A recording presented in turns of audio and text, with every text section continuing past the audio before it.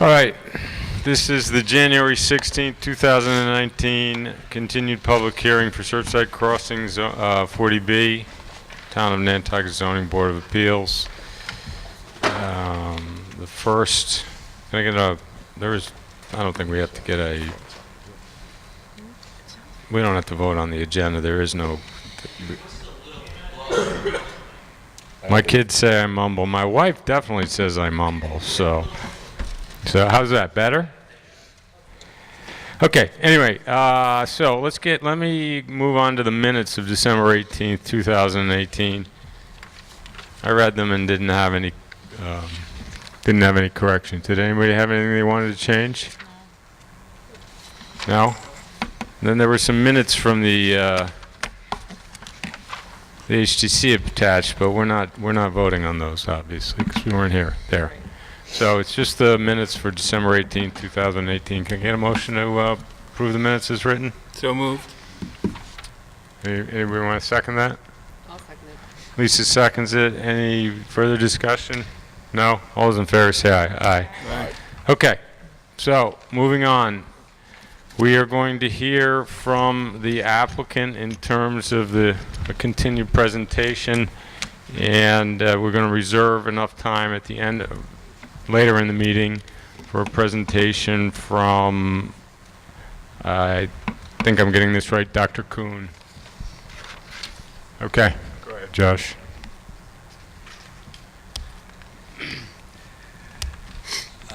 Good afternoon, Josh Posner for Surfside Crossing.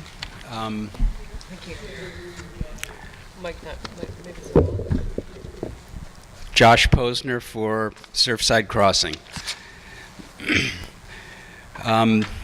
Thank you for assembling again and for the continuation of this effort. We are here today to focus on a continued discussion about the design of the project and the housing program. We submitted a package on Friday, which I trust you all have gotten. Just to give a little context for where at least we think we are, we began discussing the housing program with you in early December after a lot of focus in the previous months on peer reviews and engineering issues. We had, for us anyways, a useful conversation with you on December 18th, where we focused on particularly on the condominium buildings, but also continued to talk about the single-family cottages. Today we've got presentations on the site plan and how those buildings would lay out on the site. We've tried, as we said in the letter covering the package that was sent out on Friday, to think about and incorporate as much as we possibly could the comments that we've gotten from the zoning board. We continued to focus on our program, which includes 60 condominiums and 40 cottages, although we did include in the presentation that we sent on Friday an initial beginning potential exploration of a change on that front, which would reduce the number of condominiums and somewhat increase the number of cottages. And so we're interested in any comments that you have on that front.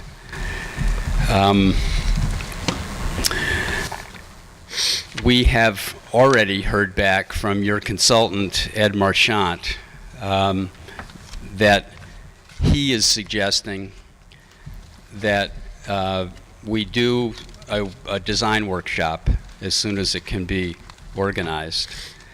And he had a suggestion of a consultant that He was recommending, I think, that the board engage to try to assist in bringing everybody, if possible, to something that everybody can live with. I think that our understanding has been and continues to be that while we're maybe getting to be reasonably close on the single-family cottages, there's still a lot of concern with the condominiums. And so this design effort probably would focus primarily on that, which is, we understand. We're certainly open to doing that if that's something that the board wants to do. We are concerned about keeping the progress and the momentum going in this design effort. I think that we all got to an understanding at the last meeting that it's important for us to try and see whether we can come to a meeting of the minds, a program and a site plan that we can all agree to. We don't know that that will be possible. We hope that it will be. We are trying very hard to incorporate your concerns, but also still fit with the mission that we have set out for ourselves and the principles and objectives and the financial constraints. So we are still working hard and hoping that we can come to something that everybody can live with. And if having a design consultant, architect engaged by the board and a workshop or a few sit-down sessions where we get our experts and that expert, and however, I don't know what format you have in mind, Mr. Chairman, in terms of that design workshop. But we're open-minded to that, assuming we can keep the ball rolling and keep the progress moving. So I think that's kind of the overview. We thought we would walk through the 10 or 12 site plans that we submitted on Friday. We are not presenting these as options that we are all like. A lot of them are things that we don't think work, but they're explorations of qualities and issues that we heard from the board to consider. And so that will be there in the, running through the site plans. We will then spend a little bit of time, I think it makes sense, on the 3 condominium building types that were submitted. Some of it we talked about in December, but some of it is a further evolution of that. And then we're very anxious to get any feedback that you have, but recognizing that we're heading to, if in fact it is what you want to do, if we're heading to a design workshop, that there's probably going to be a lot of focus at that point on that as well. And so how much happens here and how much gets deferred to a design workshop, we'll take our cues from what you want. So with that, let me, Jamie and Chris Dalmas are going to do the site plan and buildings.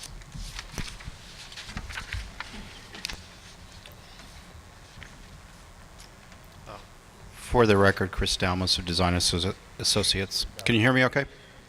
Okay. For the record, Chris Dalmas of Design Associates. Speak right into the center.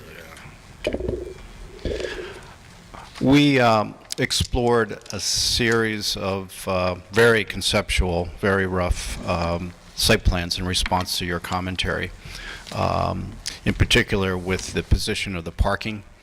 And this is kind of a preferred plan that we're kind of feeling comfortable with. We still are holding on some parking to the perimeter or to the rear of the site, but still bringing out the parking into what was previously a common.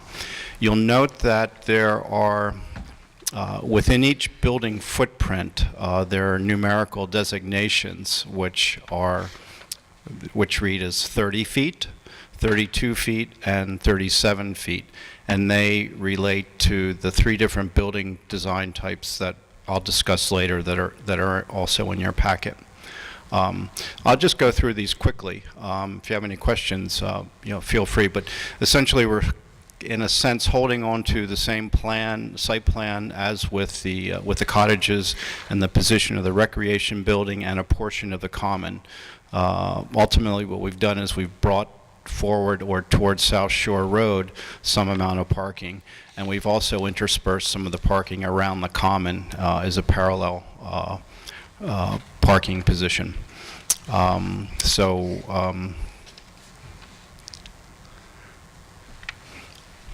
This is in response to essentially the commentary about bringing all the parking out from the perimeter, SP02, and into the front. So we're still trying to hold on to that common. We really like the features of that common, but we've brought it all forward as we've discussed in the past. One of the things I found a little bit intriguing about bringing all the parking forward is that we can kind of interconnect all of the 8 condominium buildings by landscape. In other words, it can be kind of a walkable area around the perimeter that is not divided by any type of driveway.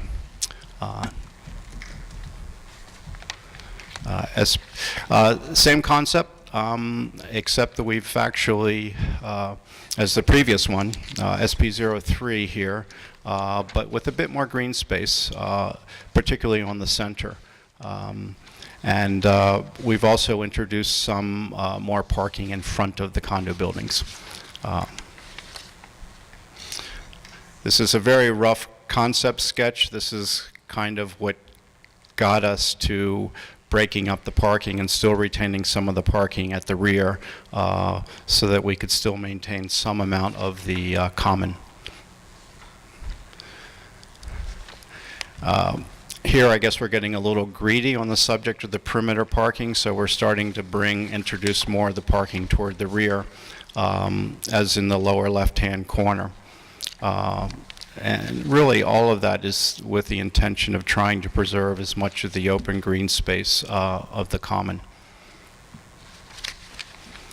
And this is, a further iteration of that. Very little parking coming forward in this scheme, but the condominium buildings still abut the 25-foot buffer, and but parking is at the rear perimeter. And largely concealed. One of the efforts of the original site plan was to really conceal the parking and the automobile from view. And I think that that's, in some ways, what this is attempting to do.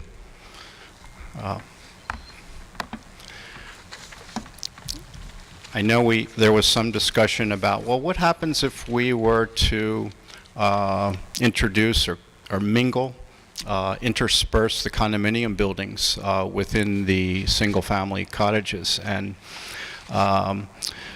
we have, in this situation, we have a couple of the condo buildings all the way up at South Shore Road, which had been one of the initial comments from the original plan by the HDC about getting the condos back to the rear of the site. And we looked at this very unfavorably, not just the condos up at South Shore Road, but also the condos interspersed with the cottages. And for one primary reason is that every time you have a condominium building, you're bringing along roughly 16 parking spaces and an amount of asphalt, and it starts to lose its residential character. Again, another iteration very similar to what you were looking at previously, trying to keep an amount of parking for the 4 condo buildings at the rear of the site, again, back against the perimeter of the site.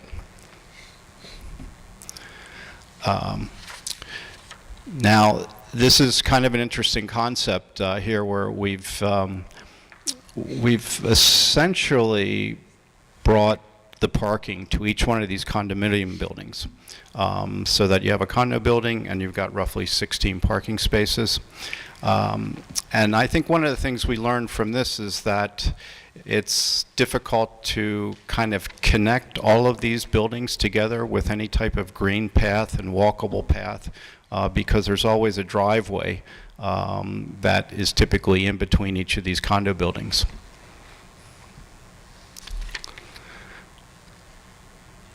Again, this is another variation on the condominium buildings being at the perimeter and all the parking being forward and towards South Shore Road.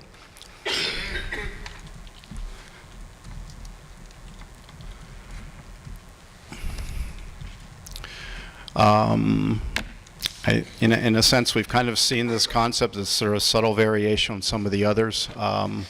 I think one of the things we didn't like about this particular plan is that the parking, there's parking in between two of the condominium buildings, which essentially break up the ability again to kind of connect these buildings with some type of walkable path. This is the 40-48 concept, which Josh mentioned very briefly, where we've got 48 cottages here and 40 condominiums, with essentially 5 condominium buildings here as opposed to the 8. And this is the only variation that we have provided on this particular concept.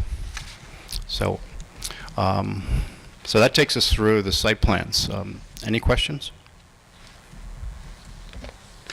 Does anybody have any questions right now? Should we get through it all?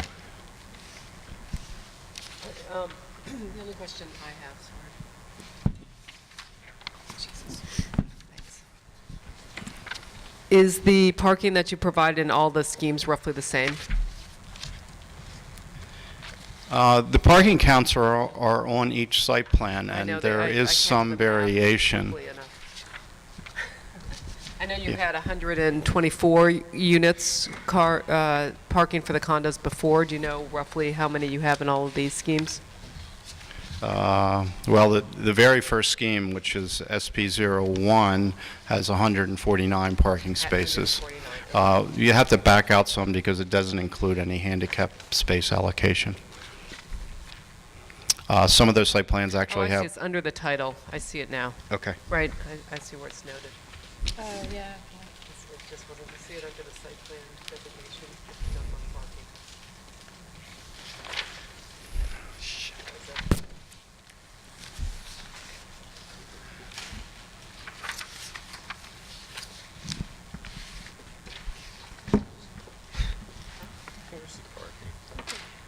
Oh, Ed, can I comment?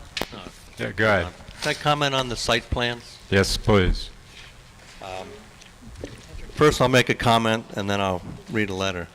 But I just want Josh and Jamie to know that I'm ashamed for them for what they've submitted today. And Chris, you as well. I'll read this letter. Say you are a business owner. You couldn't go to the bank, ask for a loan using these type of drawings. Has the rising tide proven they have the money to do the project? Has the ZBA seen those papers? Also, last meeting we heard that Rising Tide has had an ongoing project for 10 years. 18, all right. So when Rising Tide submits papers that have houses on other people's property or incomplete drawings, such as what I'm looking at here from the packet, pages 23, 26, and 27,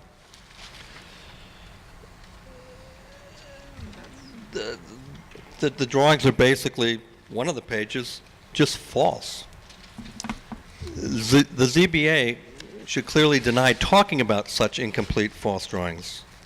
We do not want Rising Tide to say to the ZBA, or to say the ZBA of 17 years ago was fine with it.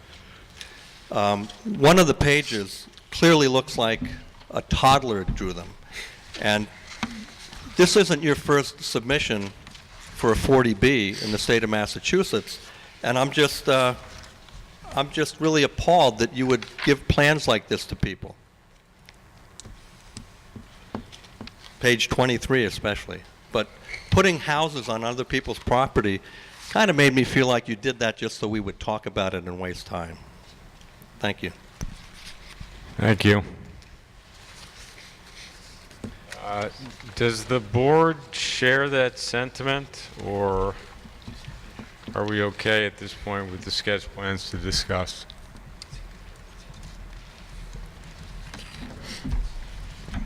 I mean, I think I'm okay.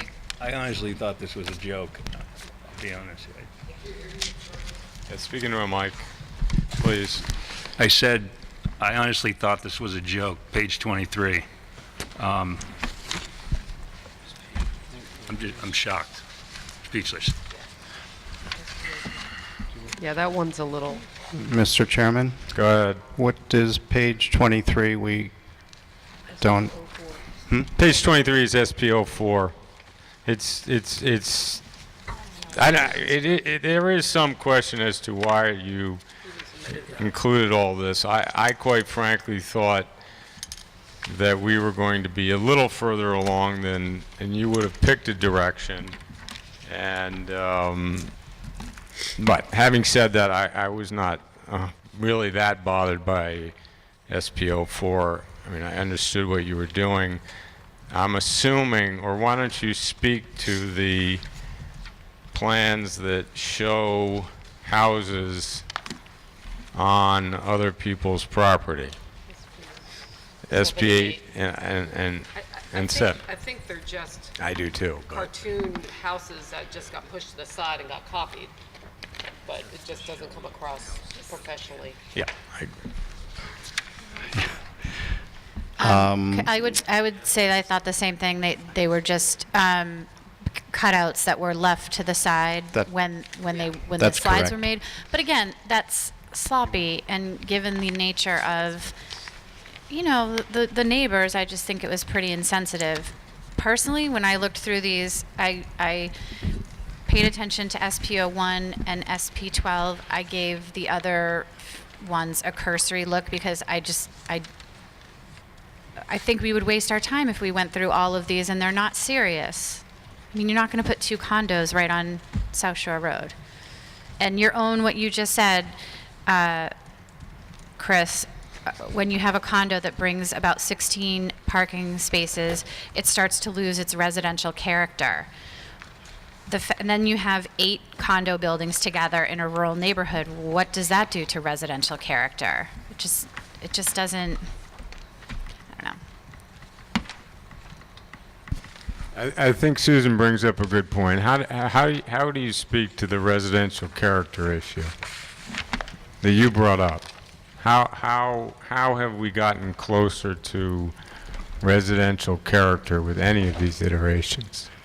well, I think that's one of the reasons why we've essentially segregated the condominium buildings from the residential cottages. To basically relate to that scale. Additionally, and I think that was one of the important things about this common here, is that I believe that having that amount of foreground to those buildings essentially establishes, certainly a different character. I mean, they are larger buildings and cottages. I continue to be, well, I want to backtrack a bit, if you don't mind, and take a moment to just comment about the notion of condos and Josh Posner's letter to the editor, which, quite frankly, I mean, it's well within your rights to do whatever you want, but it seemed a bit disingenuous to me. It presented one side of not the argument, but one side of this program. It was all about condos and if you weren't familiar with this process and what has gone on, you certainly could read into it that the ZBA is against condos and against affordable housing. Neither of which are we against. There was no mention of the other portion of this project, which is, I can't even remember the number of units at this time, 40, what is it, 40 houses? 40 houses. It was all about affordable housing, and now you were doing God's work. I just didn't think that was a fair characterization of what was going on. So if you're, and you've stated it a number of times that the condos are an important part of this presentation, and I understand that. I think that, unfortunately, these plans, and I think you've heard it quickly, just seem to be a regurgitation of what we've been looking at the whole time. The buildings have moved around a bit, but nothing has really changed. There's still large buildings. It doesn't seem to me to have any residential character whatsoever. You talk about green space as being important. If there was, clearly, if there were fewer condo buildings, there'd be more green space. So I share everybody's frustration, I think, everybody's frustration that we don't seem to have moved very far. Do you think we've moved far?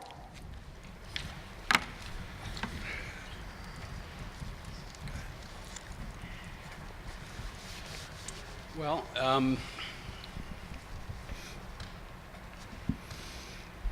where we were in December was trying to respond to criticisms of the condominium buildings without putting them on the plan. And we got some feedback, which I think we have incorporated.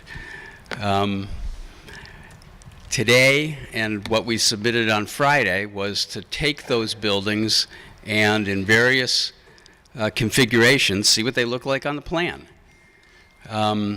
So we haven't moved very far. If you don't feel like we've moved very far, it's not you know, we've tried to incorporate what you have said as much as we can. I don't know what to say about the letter to the editor. That was essentially the statement that I read. Well, I know that, but when you read it, we didn't have, it was not part of the packet.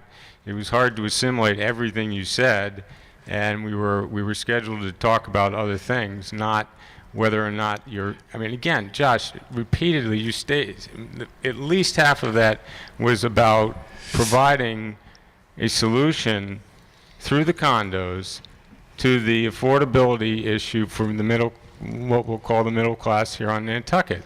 There was nothing, zero, nada, about the houses. And the fact that there is another whole half of this project that is arguably integral to your plan.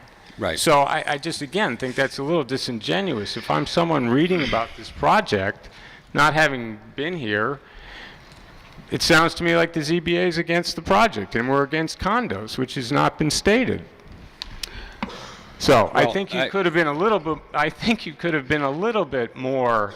I don't want to say fair and balanced, but yeah, there could have been. It could have been a little clearer what was going on. Yeah, I'm sorry. I was trying to make the point that the condominium segment of this project has been the element that is the most controversial. And Well, we were trying to make the argument about why we felt it was important. I don't think anybody. Again, I'm just speaking for myself. I've certainly not been a proponent of the condominiums as they're presented. It is not the notion of a condominium. Have at it. If you want to build only condominiums and you want to provide affordable housing units, 100%. But that is not what you're proposing. You're proposing a for-profit project, which, by the way, I have no problem with, and I don't begrudge you that. But at least let's not have this in the paper and make it sound like it's only an affordable housing project, because it's not. But anyway, we don't have to get stuck on that point. I'm just saying if you're going to write another letter to the editor, just let's have a broader view of things. I quite frankly would appreciate it if you don't, but that's up to you. So again, I thought, it's my turn to speak, that maybe there would have been some thought given to not just taking the large condominium buildings and moving them on the site, but maybe looking at a different size building. Maybe looking at duplexes, triplexes, maybe a quadruplex that meet they can be condominium ownership. But it looks more like a neighborhood. It looks more like a housing development, or no, let me rephrase it. It looks more like a neighborhood and less like a housing development. This is a very sensitive issue here. I mean, I think the design remains inappropriate for Nantucket and for this site. Did you look at making these buildings, again, duplexes, triplexes, quadruplexes? Where we were in December was 12-unit buildings that were 50% bigger than these. And so we have made them smaller. We have not looked at whether they could be duplexes.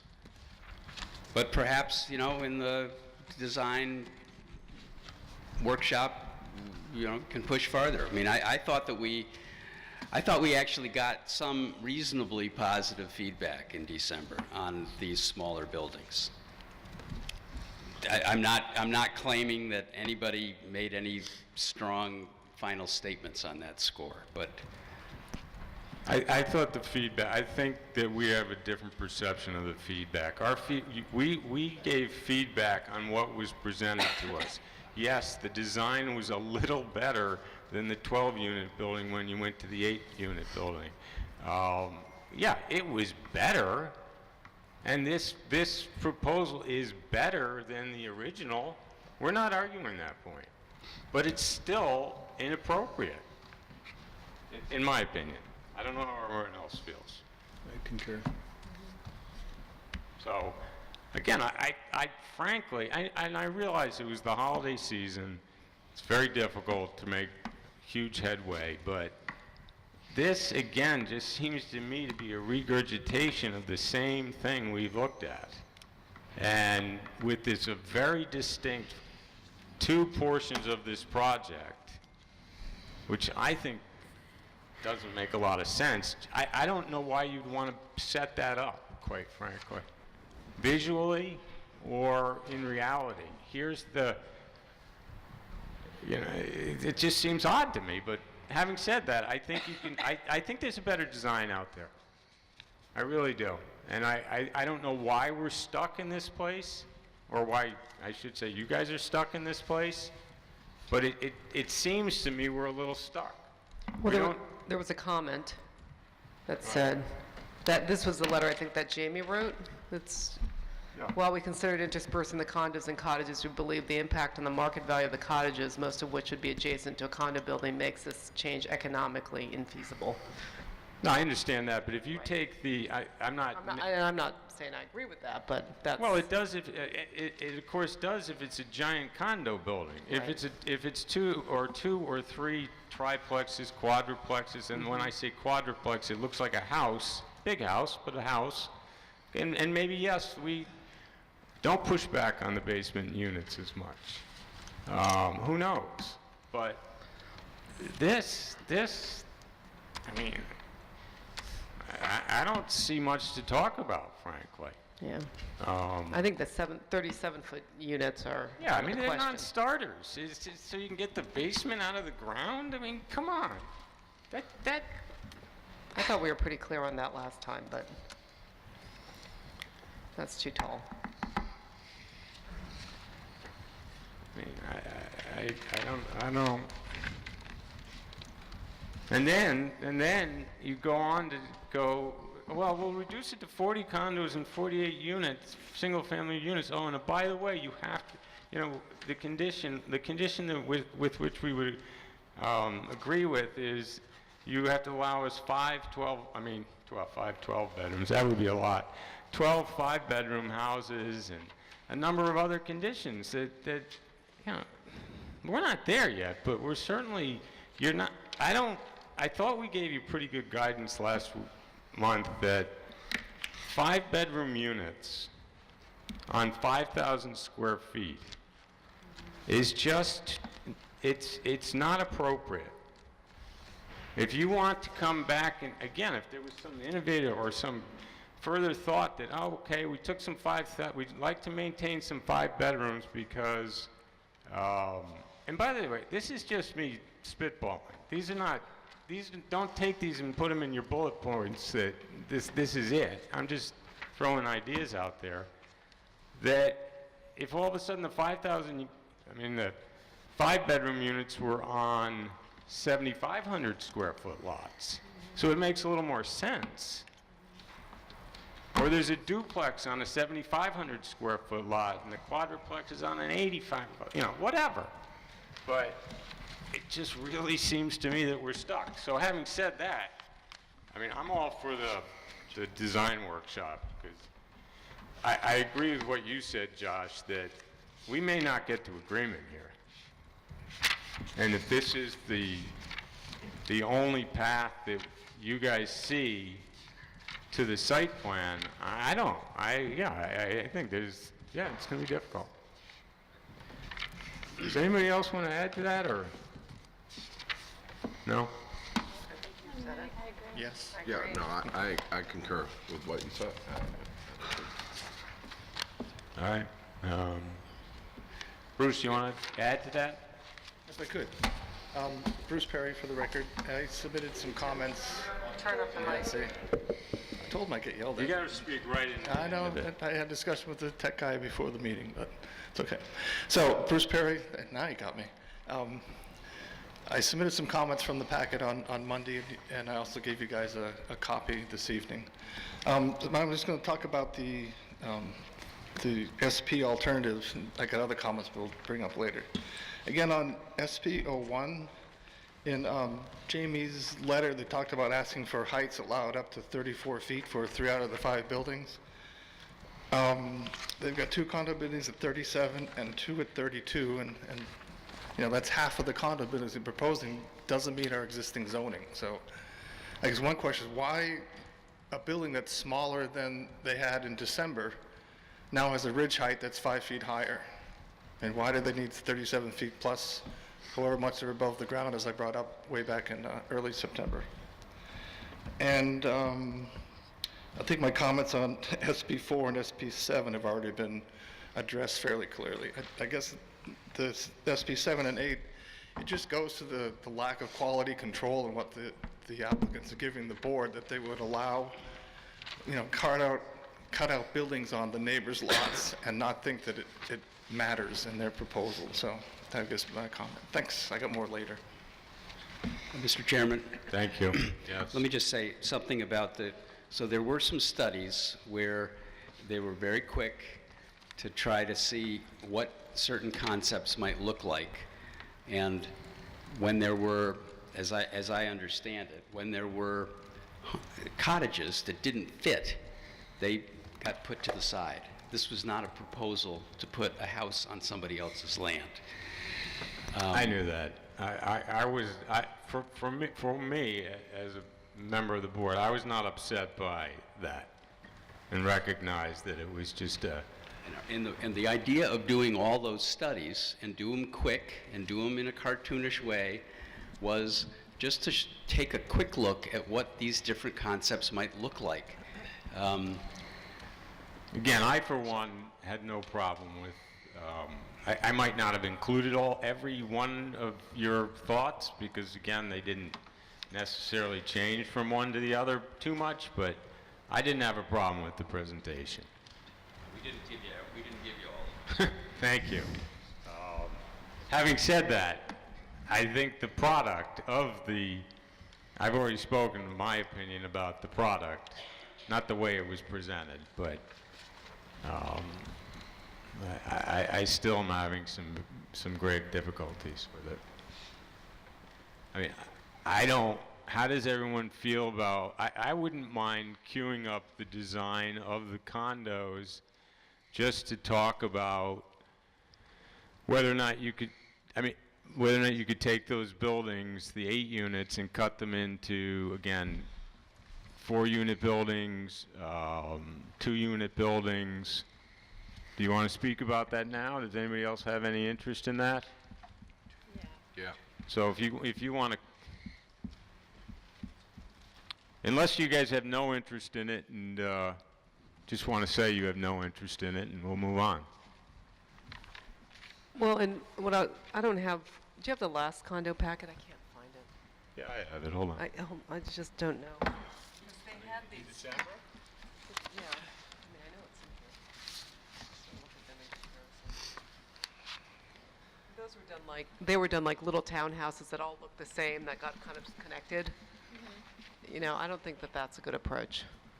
No, I don't either. So If we're handing out guidance, I think you, will you queue up A4, please? It's 35 on our, 35, 36. That's a 37-foot high building. Well, no, this one's 30. Oh, okay. Why Sorry. can't you cut that building in half, if just as a start? It's not a horribly look. Again, I don't want to design your project, but you would then have, what I would love to see is a mixture, not. You want a mixture of buildings that look like they were built Organically, separately. yes. Right. Not as, oh, here's a module, let's And let's make, do 4 of them in the corners and then 2 other ones that look, yeah. let's make it all work to the module. Is there some incredible savings to doing it this way?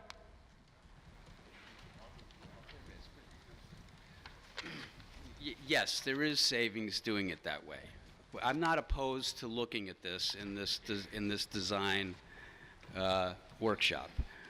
Okay. Obviously, you know, I mean, I'm disappointed that we have not gotten farther than I thought I didn't think we were there, Mr. Chairman, but I thought that we had made progress and that we would be getting more positive feedback than we are today. It doesn't give me great encouragement about ultimately getting to a place where we're all going to be able to live with it, but I'm committed to doing the best we can to try to respond to your concerns and end up with a project that we think works. I think this design workshop is worth trying, but I would be, you know, I can't promise that that's going to end up with something that Of course not. that we live with. Yeah. You know, maybe something that you all like and that we can't do. Absolutely. I'm not saying that I don't think anybody's putting forth the notion of a design workshop as the end-all, be-all. It's an effort to, I think, just try to get to a different place and have a different set of. We've been looking at this not as long as you guys, but for a long time as well. So, you know, maybe we're stuck, but I think as a group we're pretty stuck. And it just doesn't seem like we're making progress. So, as I said, I think there's a better design out there. I think you guys genuinely want a good design because you have to sell these things. So, if it's a bad design, the other thing, by the way, is if you cut these buildings into smaller pieces, maybe you lose some units in the process. Oh, and then you need less parking. You have more green space. Maybe you could even not denude the whole lot. Who knows? There might be some other benefits to this. And you know, again, I think it would be much more neighborly than not to the neighbors, not to say it shouldn't be, but it would be much more like a neighborhood than housing development. I think the one that we liked the last time was this one, Yeah. but maybe broken up into 2. Or 3. This scheme, of course, it was sample 3, because it was more asymmetrical, and then if you cut it in half and broke it into two separate buildings, rather than having them the same, connected. That's what's up on the screen, and we're referring to that as the Yeah. 30-footer. Yeah, but but this was even a little bit more interesting. It had that dormer, you know, it was more Yeah. organic looking, rather than one massive roof line. The other advantage, I don't know if this is a concern of yours or not, but if you are planning to, at the last meeting, Mr. Feely said you were planning to build all of the condominium buildings at once. You know, to me, that's fraught with some real danger if the project goes south, or if you can't sell them. I know you said you're going to pre-sell them, but you have the not burden, but the issue that you have to sell every fourth unit has to be affordable. So that all has to be in place for your plan to work. Right. If these are smaller buildings, you know, again, it seems to me to work better for an incremental build-out. And that may be right, and we did have a conversation last month about the phasing, and our orientation has been that we would be selling all of the condominium buildings at once and pre-selling them. I don't know that, I mean, at this point, I want to focus on whether we can come up with a physical housing plan that we think we can live with. It isn't the only way to do it, to pre-sell all the condominiums at once, and that may not be as realistic as doing it in some phases. And so I think that can be revisited.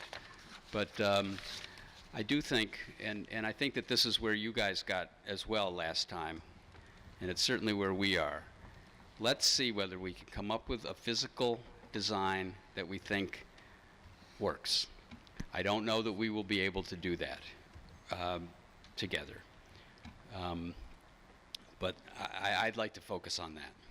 Yeah, I agree 100%. You may feel that you had come at us already with 4-unit buildings or 2-unit buildings.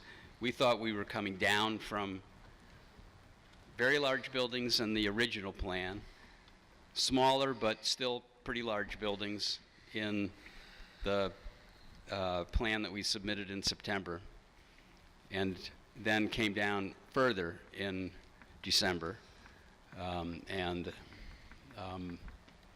You know, I think that it's worth giving a try to this design workshop, see if we can come up with something that we can all live with or not, and then let's move on. I agree 100%. Let's talk about the, Jamie, did you want to speak about this specifically? Just a little bit about the size of the buildings, because when the buildings get smaller, they do get, so you're reducing, in essence, the number of units on the site program, and you're driving up the cost of the units by virtue of having fewer in each building. And there is the financial element of this that we've been working on and looking at as part of all the other moving pieces.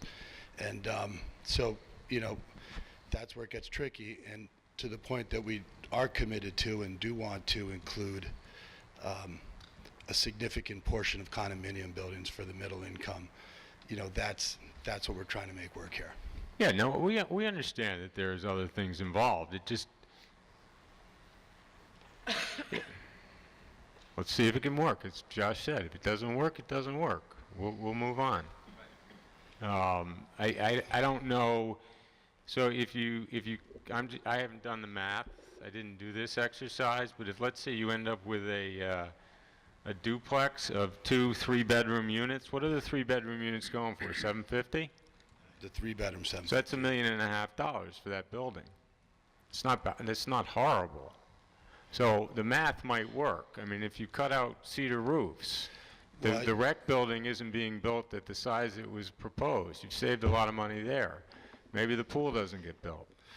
Well, in our opinion, that's kind of the heart and the soul of the program at this point, and it adds value to the homes. And so there's a marketability element that I think, you know, shouldn't be overlooked as part of considering the rec and the amenities. Well, what I'm saying is I bet you guys are smart enough to make it work out. let's say. Yeah, we'll definitely, give it a look. I am a lot less optimistic maybe than Josh about, going all the way down to duplexes, but, let's see what we can come up with. Okay. I'm not sure Josh agreed to that either, but I appreciate it. I didn't say he would agree to it. I said less optimistic. Yeah. Okay, let's move on. Do you want to speak specifically about this? I just wanted to say about the, Sean Cabral, yeah, I just wanted to, I had something to say about the size of the condos.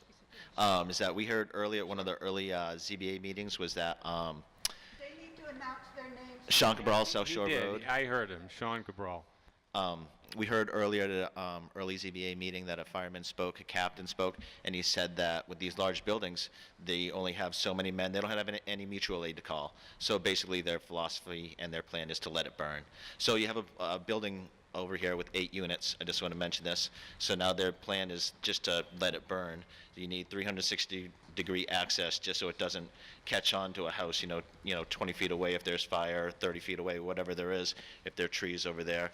But I mean, you really have to consider that as well, just because if it does burn down, then you have 8 displaced families rather than 3 or 2. So that's just something else to consider. Thank you. Thank you. Hi, I'm Paul Dorensis. I speak to make sure that the record here reflects the exact words used by the architect, where he said the idea was to segregate the condos. The word segregation is important and pretty much reveals what's going on behind these plans. Thank you, Paul. Okay, that clearly not our sentiment, okay? Yeah. Did you want to speak about segregation or something a little more interesting? It's Jill Veith, 12 Orkawa.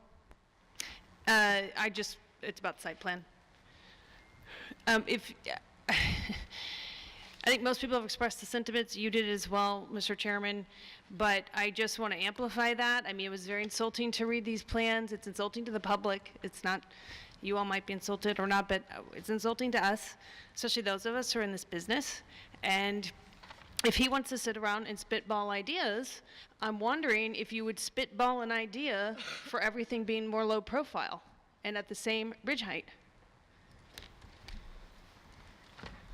Well, I think that's the idea of the work group. I don't think we need to spitball too many more ideas tonight, because I think the idea would be to have a work group on the design. We tried it. I can't remember which one it was. The one on Surfside Road, Surfside Commons. the apartment building. Yeah, yeah. And then I'm not saying it worked or didn't work, but Hi, Linda Durensis, 5 Gladlands. Your letter inspired also me, Josh, to go and look at Whitney Farms, which represents Rising Tide's 25% of their business. And you started that project 18 years ago, and it had a pool, it had a clubhouse, and it had tennis courts. None of those are going forward. So you could eliminate those, the clubhouse and the pool house. That would give more green space. It would allow for the buildings to be smaller, like they're asking. You know, in Sherburne, you deemed that it wasn't necessary. I think Nantucket could have the same thing.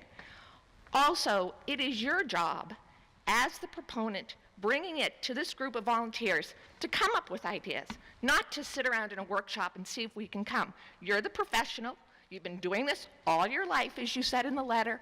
And the reason why you said you were doing this was to better Nantucket. So let's call a spade, and let's better Nantucket and make this project work for Nantucket, not for Rising Tide. thank you. Hi, Sean Cabral again. I just had a comment about the, when Jamie said that, improve the value of, the property, having this like albatross of a building. And it's like, it looks like really it does improve it from his perspective, because I really do believe that he is trying to make like an Airbnb Disney World community here, because that's what they really do look great in the photos, having a bowling alley and all that stuff. It really looks great in the photos online for him. But really, like, what's better for the community, like this big albatross of a building or just more open space, more green space? I mean, really, it's a simple answer, and we all know it. So if they were serious about, bettering the community or the neighborhood, they'd have more green space. Thank you. Thank you. Okay, so. Did I do something wrong? No, I thought we were finished. Mr. Chairman, Peter Fenn, Nantucket Land Council, 6 Ash Lane. I do actually have a couple of minutes of comments, but I don't know when you want to hear them. But just on this, I think I'd like to sum it up one way. And I'd like to know when I can have my little day in the sun. But you can't put 10 pounds of sand in a 5-pound bag. It's a 13-acre site in a residential 1 or 2 acre zoning neighborhood. We all know it's a comprehensive permit, and the idea is to get more density to encourage developers to build by letting them supersede local zoning. But it's still a 13-acre site. There is no green space here. You said it right. They're clear-cutting the site. The buffers are minimal.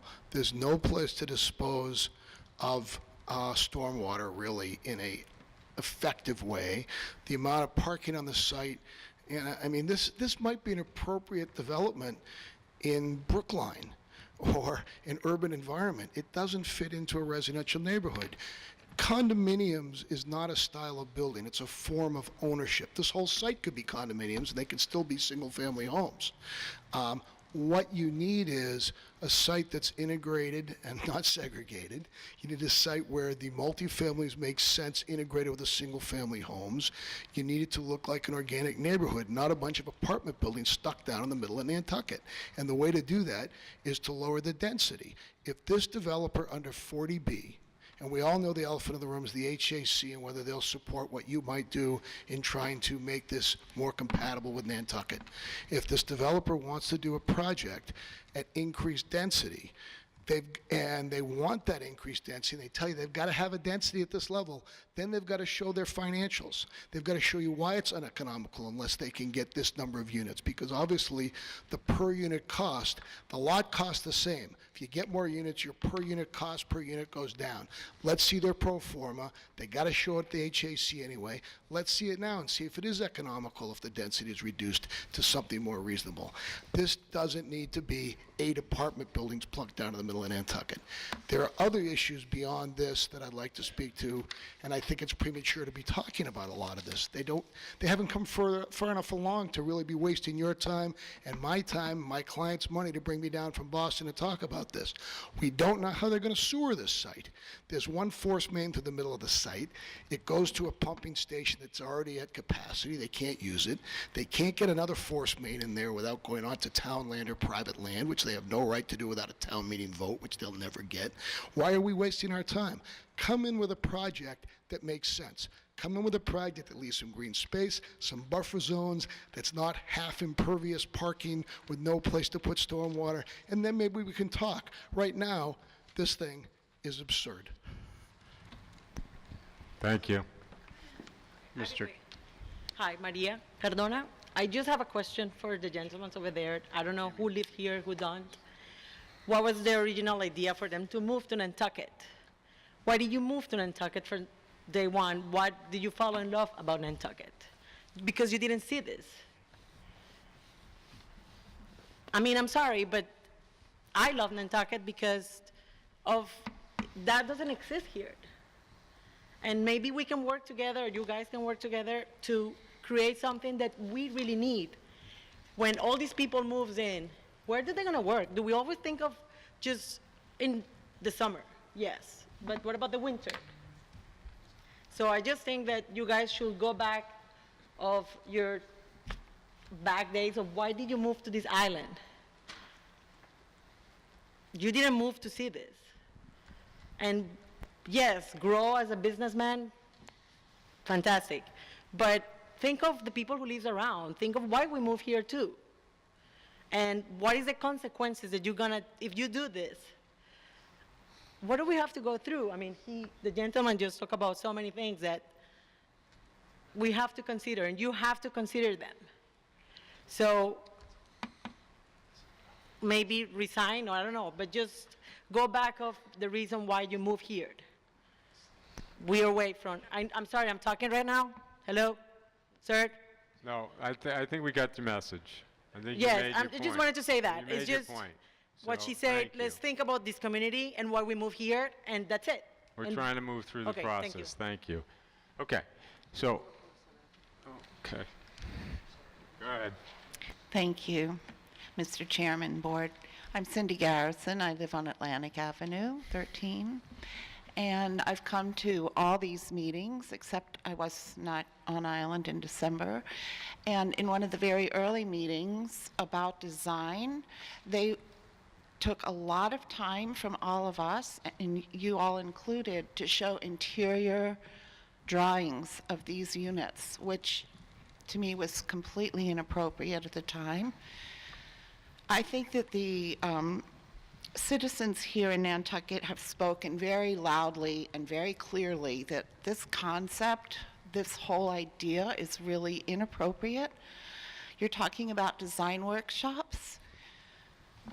Looking at these exterior designs doesn't really tell us I've never heard how many bedrooms. I've heard it kind of thrown around, but that's a lot of people in a 5-bedroom house. That's not going to be 1 or 2 parking spaces. If it's a family with teenagers, it's going to be a lot of cars. So I do think, in fact, that this concept as presented from the get-go has been completely inappropriate, and I think that the citizens have definitely addressed that, all of us. I think there were 800 people at that first meeting. So if we could speak instead of units about bedrooms, maybe people could understand that a little better. I hope so. And as far as the cars and parking, we know that this is detrimental in every single way to this island. The runoff, the topping, the surface. It's detrimental to traffic on the island, which is a problem environmentally and aesthetically. So I think before we keep moving on with something that is totally inappropriate, I would like you all to rethink that and see how we can move on without redesigning a monstrous project. Thank you so much. Thank you. Okay, how does the board, Just logistics, you may, for the record, Peter Freeman, attorney for the applicant, you may be starting to say just what I was going to ask. All I wanted to say was, in addition to the fact I do appreciate that discussion, we might have been disappointed, but, you know, it's good discussion and we needed to hear it, so thank you. But I was just going to suggest that we go into the mechanics of the process for the design workshop and trying to help expedite your retaining someone and moving it forward, so that's all I wanted to say. thank you. Okay. Eleanor, did you check into how the mechanics of getting a peer reviewer under contract? Hello? If it's under a certain amount of money, we can have a proposal and sign off on it in that way. We don't have to go through the procurement process. And the last time we did this with a different project in a nearby neighborhood, the process was the board discussed it, they voted on it, the neighborhood, the people from that particular group of interested neighborhood designated somebody after the fact who is here tonight to attend that particular work session. And so we had the architect / design expert come, we had Ed Marchand, we had one board member, and it was not a posted meeting. You can decide the scope of the meeting, and you can determine whether or not the public can attend and or make comments. That's up to you and the board tonight. But it's not likely that, I would have to get a proposal from the person that Ed Marchand is suggesting, who did help us with that other project. If the proponent is amenable to using that person. And again, if it's under a certain amount, it doesn't have to undergo the more complicated, Attorney Pucci may have some input here if I'm misspeaking, but it doesn't have to undergo the more lengthy and complicated procurement What process. is the dollar amount? I have to check into that. George, do you know? 10,000. Yeah, so if it's like 9,500 or something like that. I didn't want to interrupt that, Mr. Chair. Attorney Pucci from KP Law Town Council's office. I take it one step at a time. I'd focus first on the consultant. It's a typical 53G issue. There's funds on deposit from the developer, I would assume, if there's a typical 40B. I know Ilana was involved with you before. If you have somebody that you like, it's not really their decision to sign off on it or not. Whether or not they like this person, you decided on the peer reviewer. If you're happy with who Ed Marchand suggested, which it appeared to be a very viable person to retain, you just do it under 53G, retain that person, have him working on his review. I would recommend he do that first. You engage him under the 53G process, engage him right away, have him look at it, give a preliminary opinion before you go forward with any type of, even contemplate any type of design workshop, and have Right, him and we- comment as a peer reviewer. We could potentially come back to this. We are meeting in 1 week, so that would give me time to touch base with the peer reviewer and find out his availability and if there's any conflict or any of those things, which we need to look into. But that's one way to go about it, but yeah. Does that answer your question? Yes, it answers my question. How does everyone feel about the idea of a work group, number one? Everybody good idea? Okay, so what about George's suggestion of having the peer reviewer peer review the design first and then have the work group? I sort of thought it would be do your review and come and then speak about it at the meeting. You mean Hey. come, Isn't that the same thing? right, come to the meeting with his comments as opposed to giving them to us in advance of the Right, well, meeting? instead of trying to determine if a work group is viable, I just would prefer to cut to the chase and get to the work group if we think it's a viable option. Well, the only, Did I miss? No. No? Right. I I think misheard that's you? a cumbersome process. I mean, if you engage somebody to do a design review of this, it would be good if that individual could sit down at, his office or whatever it is, comfortable space, and look at the plans and, maybe come up with something other than a cartoon, to come back with you on before you go right to a workshop. That Well, would be my feeling about the workshop, George, is this: is you get all the parties in the same room, and you have a dialogue so that the peer reviewer sort of understands where everybody's coming from, versus this vacuum of just some plans. Mr. Chairman? Yeah, it just makes it a cumbersome process. I would respectfully recommend you engage him, have him look at it, give you a preliminary opinion at least on it. I mean, you can certainly fill him in on what the general issues are without him coming in cold to a workshop and trying to work it out. No, I'm not suggesting cold, but okay. Yeah, I definitely agree with the chairman, and I'm not disagreeing in terms of the mechanics. I don't think anybody's intending, especially the chairman, that he would come in cold. I think what we're trying to do is just saying we don't, although we're meeting in a week, but nothing can be done in a week if we still have that hearing.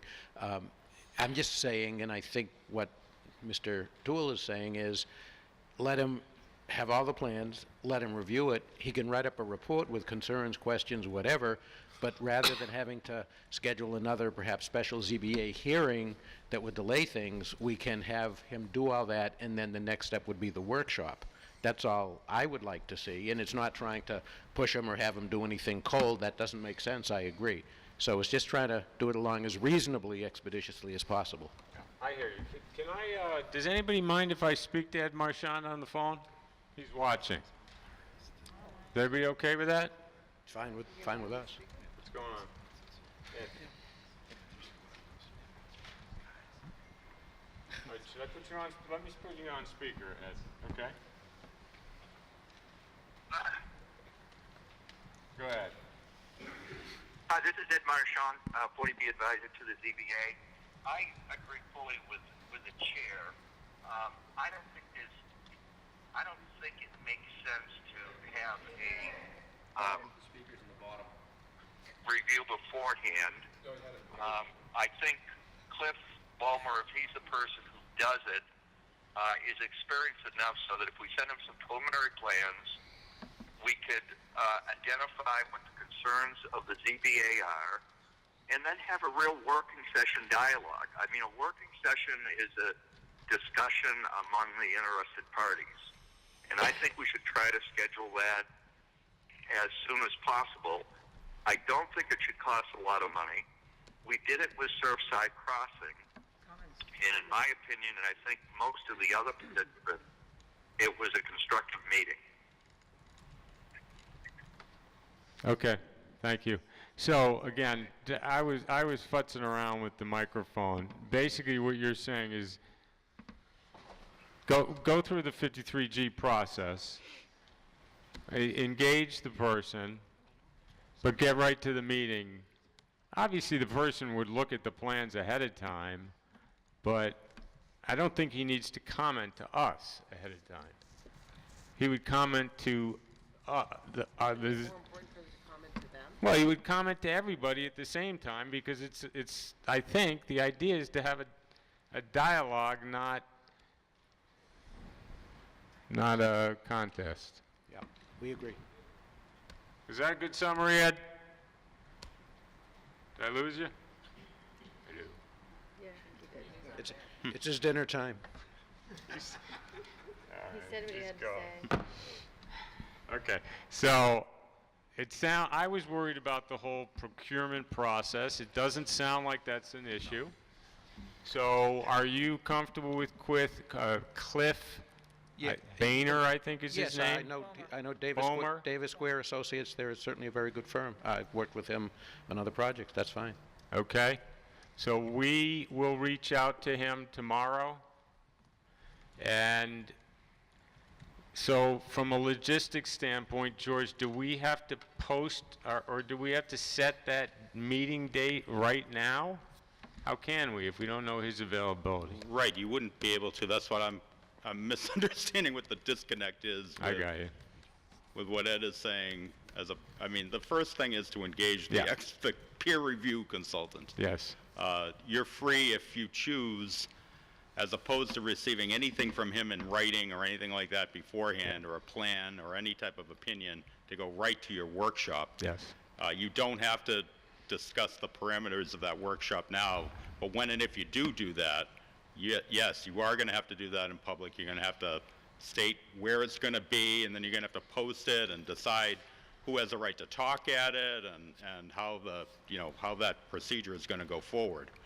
All right, so from a logistics standpoint, it sounds to me like we get in touch with the individual tomorrow. If he happens to be available, I do think we have a meeting scheduled for next week. We talk at that meeting only about this issue in terms of when the work group's going to be, because there's not going to be any new material presented. I agree. And then we move on. I agree. That makes sense. Yep. Okay, so just to talk about it a little bit more, it would be, can there be more than one ZBA member there if it's posted? Yeah. Yeah. It would be a meeting. Okay. It depends. You can have two members. Two members can be there without it being an open meeting. No, two members, it's a meeting. You're going to have to post it. Okay. The whole bit. Deal. Right, I agree, posted, but you can have two members, which is less than a quorum. No, I understand that, but it's a meeting that you need to post, subject to the open meeting law. Right. Yeah, it's fine. If we don't have to get it. If we post it, we're good, right? Yes. Yeah. Okay. So. Yeah. Yes. So. Yeah. At the workshop. I should just. Yeah. That's what we did last time. The neighbors were not quite as unified, but I think Pat Tafe came and maybe someone else. I can't remember. Just Pat. Just Pat? Where's Pat? Was it? Did you go last time? Yeah. Yeah, you weren't going to set up the parameters of that now. I would recommend you think about it a little bit. Think about what you did in the past. Consult us first, and then you can decide it at your next meeting. About I'm how not you're gonna deciding do it any. with the public. We're not deciding anything right now. as far as I'm concerned, I'm just letting everybody know how it worked last time. Okay? We're good with that? Peter, you want to say something else? Only to ask Mr. Pucci not to be formalistic, but it's clear what you intend to do, and I think it's great, but I don't know if you need a formal vote to proceed as you just discussed. Do it. George, do we need a vote to do that? Anything that we... No, I mean, first you have to see if this consultant is available, so. Yeah, let's take the first step. We'll see if he's available, and then at the next meeting, we'll discuss the further logistics. Okay? On this issue, if I could? Go ahead. Yeah, so hopefully next week when you, closer? Okay. Hopefully next week when you decide on this workshop that you'll list who's going to be allowed to be part of the workshop, and I would hope that the abutters and Tipping Point would be included and the ones who could comment and be at the workshop. That's point number one. Point number two, I think this, to put some sand in the gears, I think this workshop is a little bit premature in that the board hasn't even decided how many units are going to be there yet. Is 100 the number? Is 88 the number? Is 60?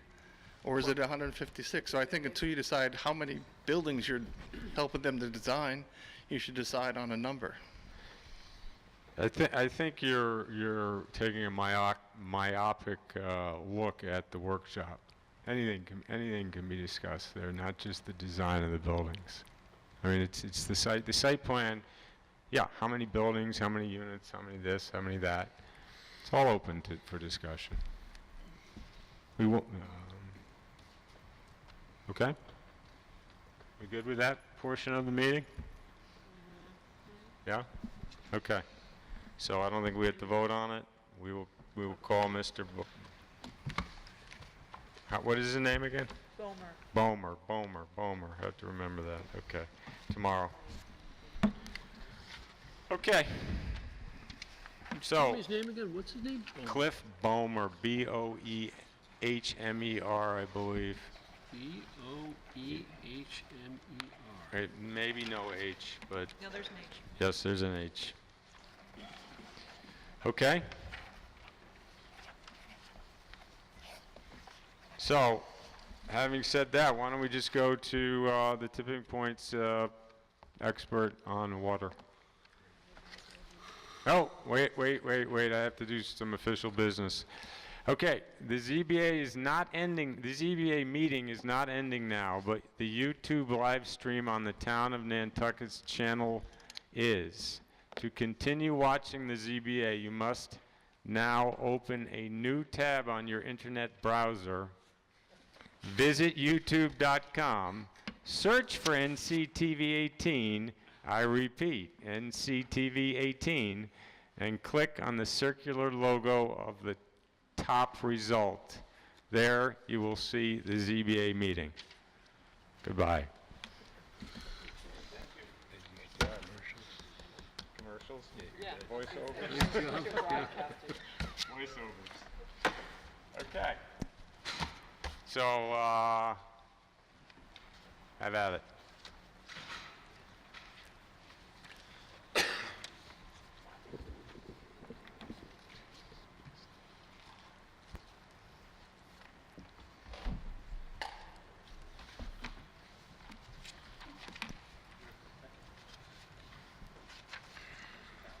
Is this present? It's hard for us to turn around. Is your presentation different than what we got in the packet?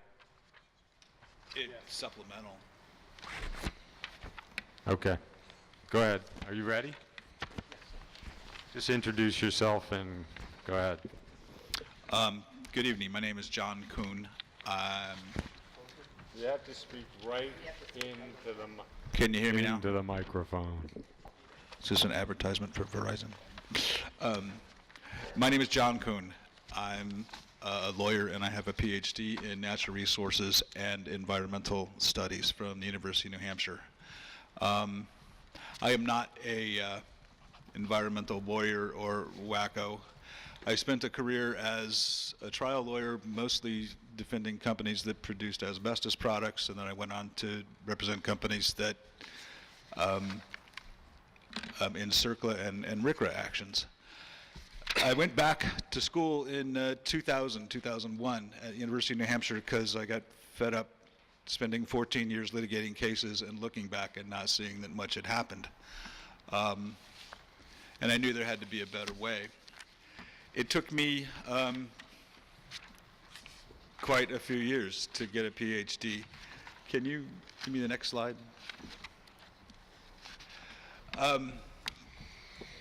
This is just the 40B language. Or no, I'm sorry. Is it? Yeah, the 40B language. I just want to make clear that what I don't want to be coming in from outside and telling people from this community how to conduct their business. What I try and do, and what I've been doing more frequently lately, it is based on my experience doing many contamination, groundwater contamination cases. Right now, I am advising lawyers in Michigan, New Jersey, and in other places about what happens to groundwater and contaminants, and you can't help but wonder why the heck you're here time after time with the same darn problems. And I jump at chances to do what I'm doing here or on, say, Fish Island or next week in the Florida Keys to try and talk to governments, and this summer a workshop at the Maine State Bar Association, to try and get local governments to understand better, a little bit better, maybe what their function is and what they should maybe be considering. We know what the law says, and I'm certainly devoting my comments today to the health or safety sort of component under MGL 40B. But I think there's a broader perspective that we need to take. Your ultimate job is going to be, of course, to balance the local needs and balance that against the need for allowable housing. And I think you certainly understand that. I want to talk a little bit more, though, about what's involved. Next slide.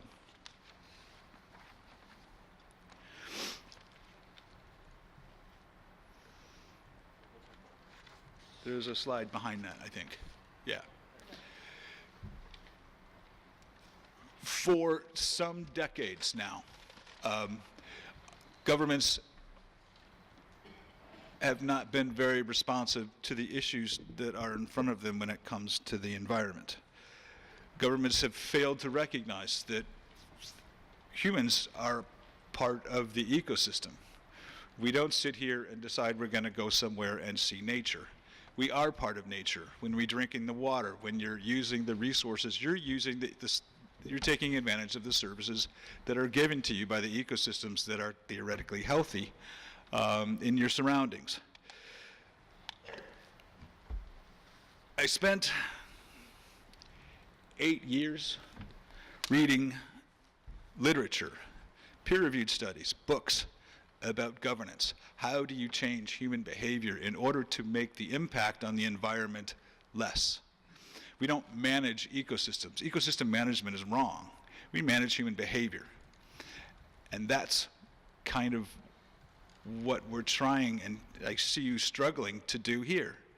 The problem is that laws and regulations routinely have been developing that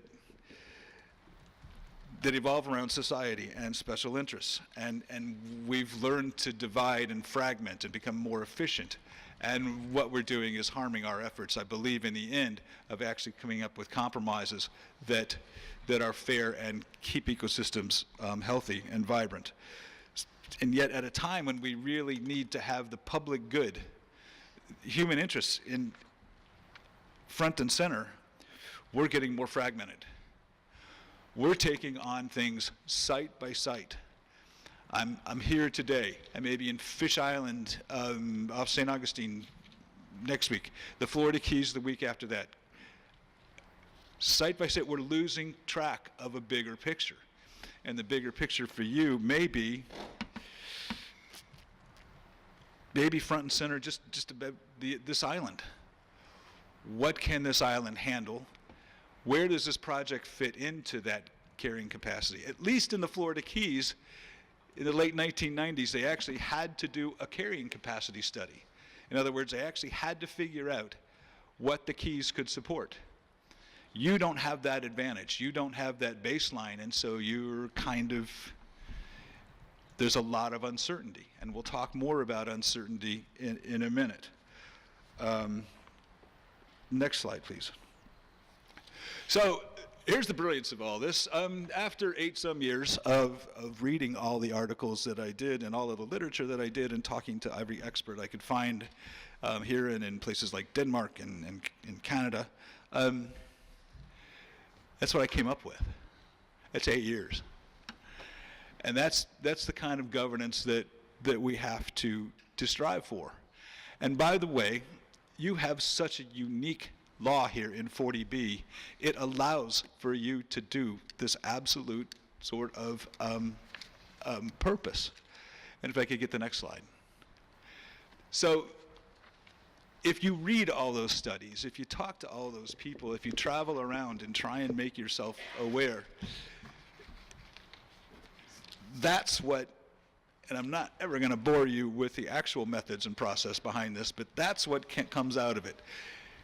Those are the kind of characteristics that I come out and look for when I come to any site to see what the processes are that are being used. And by processes, I look at things like the social process, who's involved, the decision process, who's making decisions, is the public involved, are they getting good intelligence, in other words, good data, and we also look at whether people understand the problem and whether there is a problem. You have to, in order to understand a problem, you have to really know what the goals are. And I don't know what the goal is here. I've seen what the board's mandate is, and it includes the public welfare of the inhabitants of this island, which I think is sort of enough said there. Next slide, please. When I talk about resilience and management for resilience, it means that you have to manage, and I believe that it is your function as a board and the function of governance to put the common interest, the public good, ahead of parochial interests and special interests. Those special interests are the interests that detract from the public good. We've got to start getting away from measuring our environment by what we can take from it and figure out what we can take from it and still make it work for us so that we can still enjoy those services. I'm going to bring this down to a site-specific thing shortly, but I just want to give you this brief overview. We've really got to knock off, and not just you, governments everywhere I go, the notion that special interests can take precedence over or at the expense of the public good. Next slide.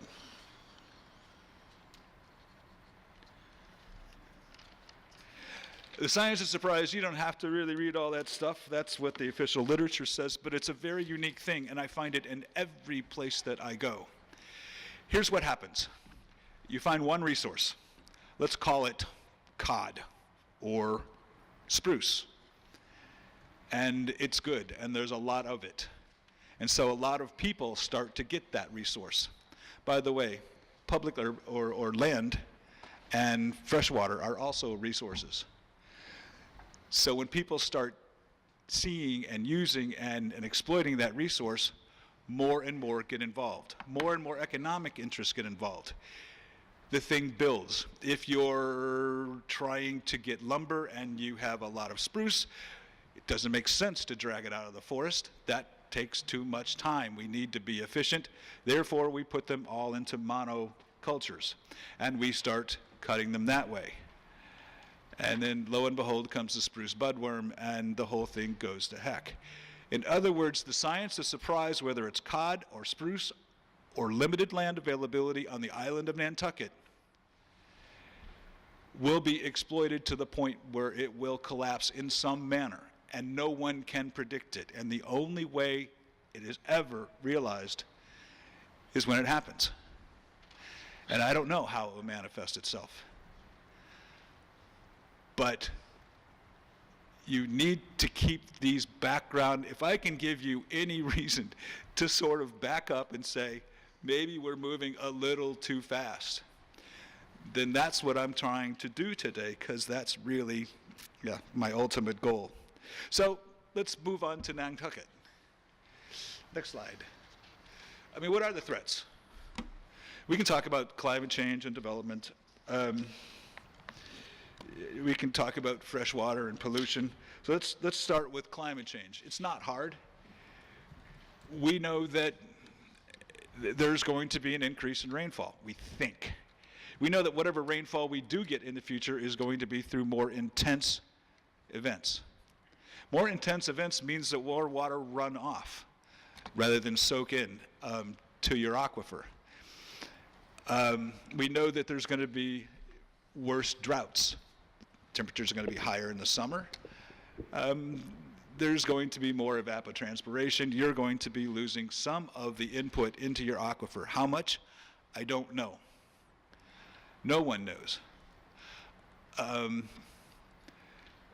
Next slide, please. Sea level rise is going to be part of your life. Who's going to make the decisions here? How is the community going to be involved when you start figuring out which parts of your coast you're going to armor, how much of your town you're going to protect, what kind of projects you're going to let go forward, what kind of pressure you're going to put on your infrastructure, because that's one of the things that in this latest report is hammered, the trillions of dollars that are going to have to be spent on aging infrastructure that are going to be challenged by sea level rise, saltwater intrusion, more intense storms, the kinds of things that I'm trying to get across to you now. How do you plan for that? It's really interesting when I read where we represent some utilities in cases against, in contamination cases, where their water has become contaminated at municipal wells. And the more that I read about this, the crazier it is getting that what we're allowing into groundwater is going to continue to be around for decades. But I'll get to that in a minute. I'm sorry, I digress. Next slide. We're here really to talk about development, but do you know what is the carrying capacity in Nantucket? What is the amount of people that Nantucket can support with the resources that are here? I don't know. I believe that is your function as a community, but I believe that you need to start from there. You need to understand the carrying capacity. And then you can move forward and more intelligently try and spread out and maybe even slow down some of these projects. Is it Surfside Crossing with 100 units or 156 units or 88 units that will be that straw that breaks Nantucket's back? I don't know. I don't think so.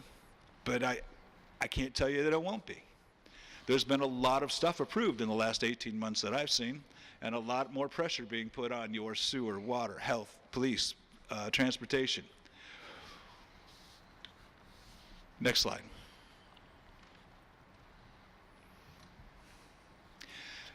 Contaminants. I know something about this. I do this a bit.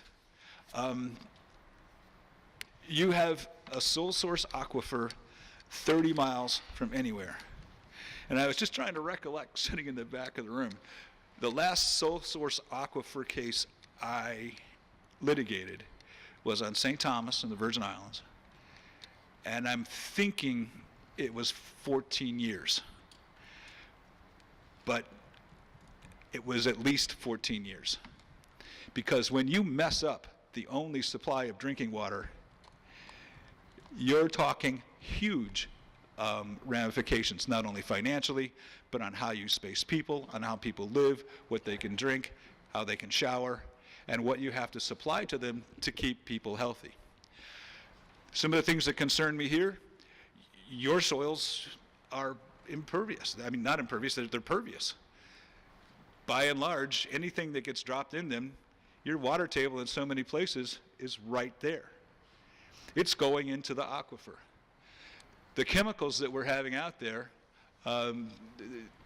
we talked right there, stormwater runoff, water table rising with the rising sea level, saltwater intrusion. How is this going to impact what's going on here? I don't know.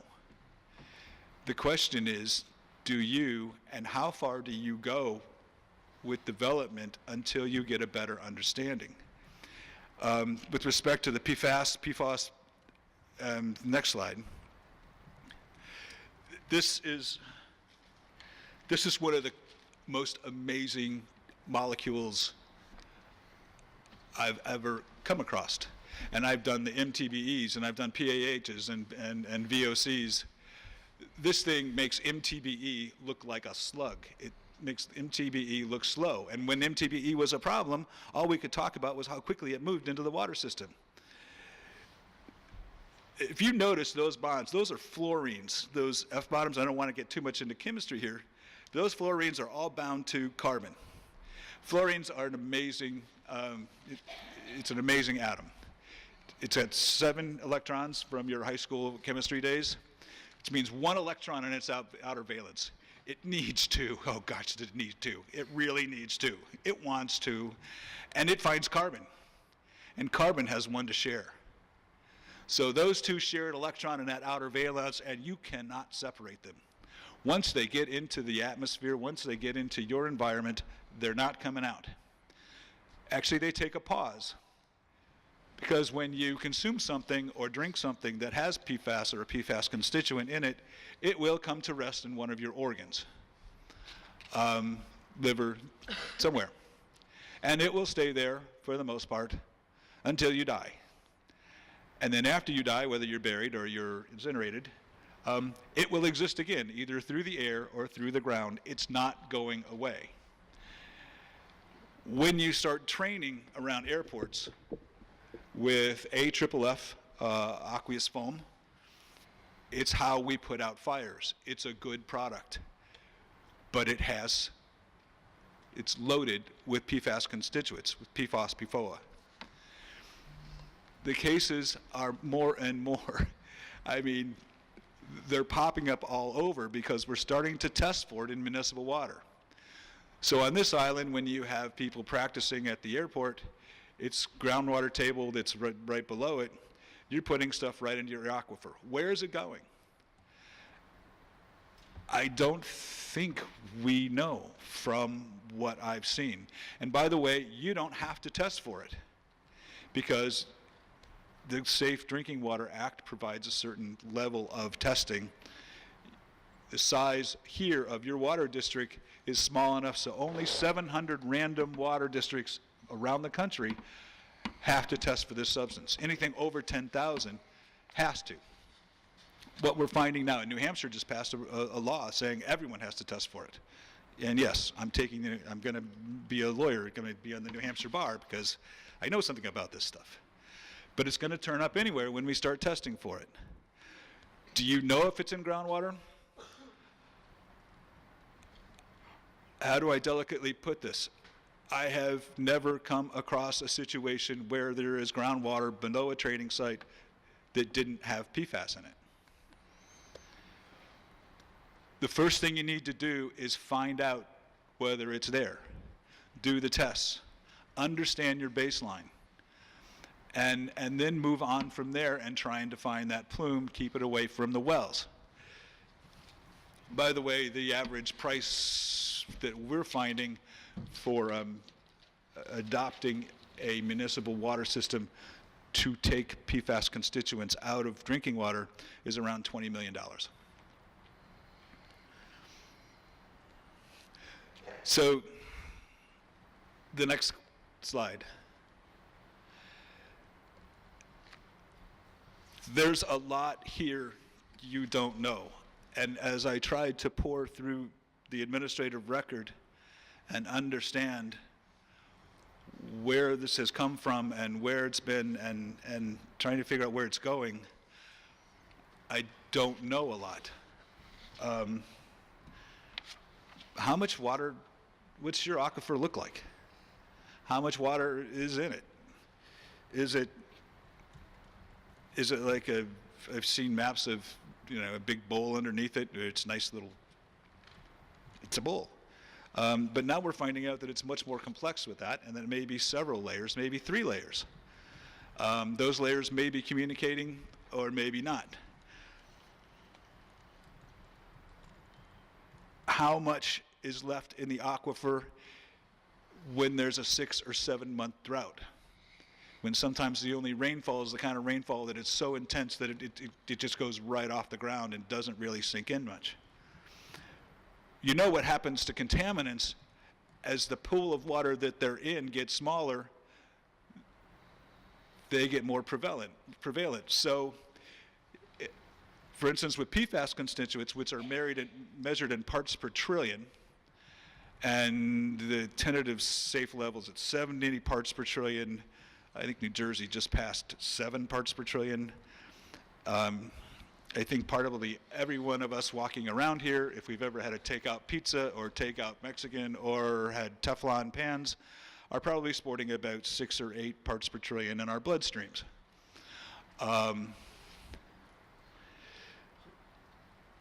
The point is, what happens when you draw down the water? It is stronger, just like any other contaminant. Ultimately, you have to be the judge of whether or not this particular project is too loaded down with local concerns to be able to put 40B to rest. What I'm trying to urge of you is not just to confine your views to the size of buildings, and to look at even bigger issues and your responsibility to the public. What kind of state is your freshwater aquifer in? I think you need to find out more. The stormwater is disturbing, speaking of uncertainties, because the way I read it, you're in a zone 2 water protection area that requires a certain amount of care of what you put in the groundwater. And what I read in the stormwater plans are that just about everything is going into infiltration from impervious surfaces that are almost, how many percent of the 13 or 14 acres? It's like 60 or 70%. That's a lot of impervious surface. You cannot get rid of it any other way than to put it away. And that's the beauty about government fragmentation, by the way, because you have, on one hand, you have aquifer protection statutes. On the other hand, you have statutes telling you how to get rid of stormwater. Now, if you have to get rid of stormwater by using a berm and putting it into the ground, that berm has to be able to drain in 72 hours. Now, you take that berm in a pervious place like where this project is being built, and you push the stormwater either through storm scepters or through just grassy areas. When you throw that water away, those substances away, you're not throwing it away. It's going into your groundwater. There is no other way to deal with it with that kind of impervious surface amount. I don't think it's possible. And yet, the mass laws are pretty strict that say you can't do that in a zone 2. I think I'm telling you, I'm not certain you can do it without having to do that. So how do you resolve that issue? The water issue, I haven't been able to see the permit. I don't know that there's a permit. I don't understand how we're giving people permits to pump more water, when there's no existing permit for the water authority to be doing what they're doing. If there is a permit, they should have filed documentation, and again, by law, that should have been public. Well, I haven't been able to find it, and if you have, please someone send me an email, because I'd like to review it, because groundwater is important to me. You can't permit a project that doesn't have the underlying permits. I believe that we're trying to squeeze a project in here because of the pressure, and I don't quite know how to get you to understand that I hope you understand, you don't have to give permits. That's not your job. What I'm trying to say, and what I'm trying to say in many, many places, is your job is to protect the public. And I think you need to know more than you know, at least from what I've seen, in order to go forward with this. And the kind of conditions, I don't see the kind of conditions you can put on this project given where it is, with the kind of impervious surface that's necessary. We can talk about making the building smaller and the parking lot smaller and stuff, but it seems to me you're trying to put lipstick on a pig here. I don't think this is the project. I don't think that this is the island. I don't live here, and I don't want to offend anybody, but doggone it, I don't want to get your phone call in 10 years saying, you know, when you said that, you were right. We got all kinds of stuff in there. And I'm not saying it was from this project or that project, but it's in our water. What do we do? So I guess, yeah, the other thing is I can't get a handle on some of the plans because I just don't, they're not far enough along. Like when we talk about the stormwater, even your peer reviewer is saying, I've got to see more. And I don't see, you know, when we keep saying, we'll deal with it later, I don't think that's good enough, and I don't think that's part of your job when you say protect the public. And I guess I'll leave it there, but thank you so much for your time. Is there any questions? Thank you. Yeah. Does the board have any questions at this point?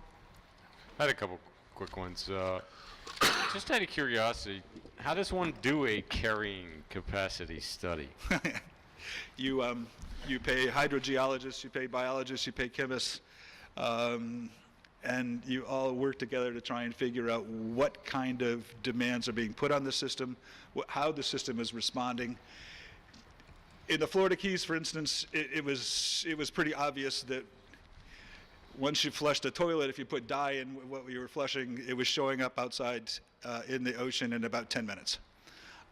It was one of those ways that you said, you know, we're going to have to do something about sewer. The sewer isn't working. We're going to have to stop issuing permits for cisterns or septics. It's just a group of experts that work together and try and do a lot of different tests, and it could even include coastal fisheries and people with those expertise. How long does it take generally? Roughly. Boy, how long did it take in the Keys? In the Keys, it was 6 to 12 months. But I will tell you that it wasn't well done, and there have been peer-reviewed studies reviewing the peer reviews, and they basically said the modeling was too quick, too slippery. But the bottom line is it was at least some kind of baseline. And they did. When you say the Florida Keys, you're including all of the Florida Keys, or is this one key? I believe the case that I'm going down on was filed by a resident or a group in Marathon. But just curious. The problem though with the 300, I think, building permits, I think is the entire key. Okay. Can your slideshow be made part? Does that become part of the record, Eleanor? Yes. Okay. Thank you. And you were not specifically talking about this project because you didn't have enough information, or yet? I can't specifically talk about this project because I don't really know what the actual burden is going to be, nor given the other projects that have been going on over the last 18 months and whatever is I don't know what's in the hopper. I don't know where the project stops and projects stop and start, so I don't know where the straw is that might break the camel's back. What about, I don't know, PFAS or PFOs or... PFAS is the family, and those other ones are... So you say they can be filtered out, but then you have to somehow physically take them out? Yeah, there's a couple of ways that you can force it through a really tight membrane. Or what some systems do is just basically go to reverse osmosis. But you also said that they never disappear. Yeah, because once you take them out, what do you do with them? What do you do with them? You put them in a tank and bury them and hope the tank lasts a while. So that is being done elsewhere. Yeah. Interesting. And you know, the Barnstable just settled that case for $3 million. Was that November? The town sued the county because the county was using the Barnstable facility for fire practice. They tested the groundwater, and yes, what they found, so the county ended up having to pay Barnstable $3 million. And that happened not too long ago. And I have an article if you want it, but and then I just read where in, I think November they found PFAS in Martha's Vineyard by the airport. Well, yeah, I mean, you said that we all have it in it, us basically, so it's out Yeah, there. we don't want any more, though. No, I would prefer not to have any more. Having heard what you said. Okay. All right. Does anybody else have any questions? Thank you. Go ahead. Mr. Chairman, as you know, I'm Peter Fenn. I represent the Land Council, which has about 1,000 year-round and summer residents. We've been trying to protect the island of Nantucket since 1972, and most of the groundwater studies that have been done on this island have been funded by my client. We did one for the town as a baseline study about 25 years ago, done by Horsley, Witten, and Hegeman, and we're prepared to present to this board comment and engineering information once we see what the actual proposal is in terms of sewer, water, and stormwater handling on this site and more generally. But we can't do it yet because we don't know what they're doing. We don't know if it'll be swales. We don't know if it'll be storm scepters. We don't know how much surface will be pervious. We don't know how many units there'll be, how many toilets there'll be, where the sewer's going. There's a lot to know, but we're prepared to try and help you with information from our consultants who've been working on this island for 25 years in these areas. I support what Dr. Kuhn has said. You know you can't determine whether one project, as he put, is the straw that breaks the camel's back. You can determine what the impact of that project might be in a localized area. We have done some work on the carrying capacity of this island with respect to sewage and water. It depends on what assumptions you make. We're happy to give you more information as it develops. We're probably not at carrying capacity yet. In terms of the theoretical carrying capacity, we might well be at carrying capacity or above it for the municipal wells and private wells in some areas that we have now. What the pumping station is, what the permit is, what the dimple is from the groundwater around the municipal wells, how much salt intrusion there is, depends on where it is in relation to the freshwater lens. There are a lot of issues. We're prepared to give you that information. We'll pay to do it when the time comes. What I will say is, there's a lot going on this island. We've been principally concerned about the harbor recently. As I'm sure most of you are aware, the price of scallops has gone up and the number of scallops has gone down. It's because we've got elevated nitrate levels from non-point source pollution all over the island. A lot of it's going into the harbor. The harbor doesn't flush. Pulpus doesn't flush. Nantucket doesn't flush. Some of the ponds don't flush. And we've got elevated nitrate levels already. And we will get elevated phosphates if people don't stop using fertilizer and if they drive cars and if they keep making impervious surfaces. You take this site, the number of rooftops and driveways now proposed on the kind of density that's being presented to you, you're going to get elevated phosphate and nitrate levels around that site no matter what you do for groundwater handling and sewage. It's inevitable. And you're going to need information that we will help you develop it. Again, what we can say is if it's bigger and more dense, the problem is more difficult. And this site, with the amount of vegetation being removed, the amount of nitrate and phosphate uptake is going to go down, the impact on surrounding areas is going to go up. We've got endangered species in the area which will be impacted even off-site if this site is developed. These issues will have to be fleshed out. We think this is very appropriate information to have, and I'm going to put it in the context of 40B, as I understand 40B, and I'm not an expert, but I know something about it. And I know you are the local comprehensive permitting granting authority, and if anybody doesn't like what you do, it goes up to the state level, to the HAC, and then the Superior Court. And it's a semi-de novo operation. What they look at are the areas within your purview, and those areas are traffic, site control, health and public safety, subset environment. This goes into the third. This is health and public safety, subset environment. And we think you need to look at that, and it's within your purview to look at that, within the constraints of 40B, and within the constraints of whether or not it is uneconomical to downsize or upsize this project once you get the economic pro forma from the developer, which you don't have yet, which no one's seen, and to say, can a project as we want to permit it, as you want to permit it, as the voice and conscience of this community, can a project as we're going to allow it be done economically in such a way that it meets the requirements of providing for local needs for housing while protecting the health and safety of the inhabitants of Nantucket. There's a balance there. The balance is both site-specific and island-wide. We're asking you to look at that balance. We're asking you to tell us what information we can help you develop to make that balance and to permit a project, if and when you do, that not only is appropriate from a scale, and you've been talking about design, but appropriate balancing the concerns of 40B as you are allowed to consider them. Health and safety versus need for affordable housing. And they're not always easy to balance because everybody knows we need housing here for people who can't afford it. And everybody also knows we need water to drink and a place to put the sewage and a place for runoff to go and a place for traffic to go.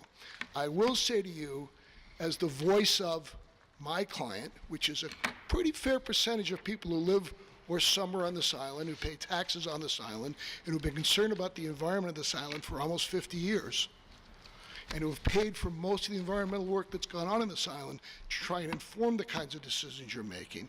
I will say, when you look at this as the voice of the community, you need to balance those concerns and look at appropriateness versus economic viability and health and safety. We would submit to you that a project, the density being proposed, whether it's 88 units, 100 units, 146 units, simply can't be made to work on this site in any rational way, even with the fragmentary data you may have now, which you may have in the future. It simply can't be done. Is there a need for public housing? Should this be a site where local zoning is overridden to provide for more density? Maybe, probably. How much is for you to decide based on the information you get, but it's on them, it's on the developer to give you the proposal, the information, and then hear from the community to balance those concerns. And I don't think you have that data yet. You don't know where the sewage is going, you don't know how many units they really want, you don't know how much water they're going to use, and until you have that and you see the economic data, we're floundering. It's a waste of your time and our time and everybody's money. You can look at this thing and have a gut reaction and say, yeah, we don't want 37-foot multi-unit apartment buildings in the middle of the moors where we know there are endangered species in and around the site and where we know there's not enough groundwater. You can say that in a gestalt. But more specifically, what you can say is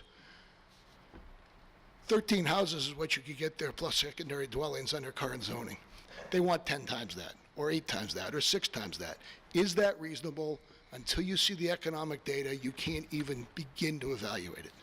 Until you know how they're going to get the sewage out of there, you can't begin to evaluate it. Until you see a traffic study that meets DOT standards and doesn't make assumptions from June counts and not August counts and real numbers of bedrooms, you can't evaluate it. It's a shot in the dark. I thank Dr. Coons for this information. I think it's very helpful to get an overview, but you can get site-specific as well. And site-specific is, where's the groundwater? What's the impact on the groundwater right there? How much runoff is there? How much impervious surface? How many storm cessators? Where are the swales going? Where are the buffers? How much vegetation's on the site? How many bedrooms are there? How many gallons per day? Until you have some of that, we're whistling in the dark. Thank you. Thank you.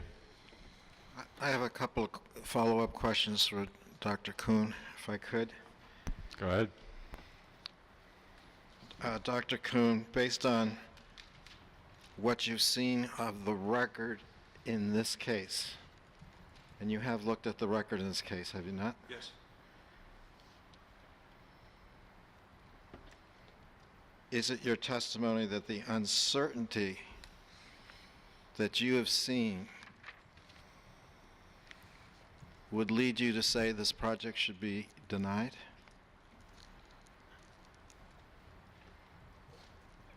That is a horribly complicated answer that I'll try and do in 1 minute.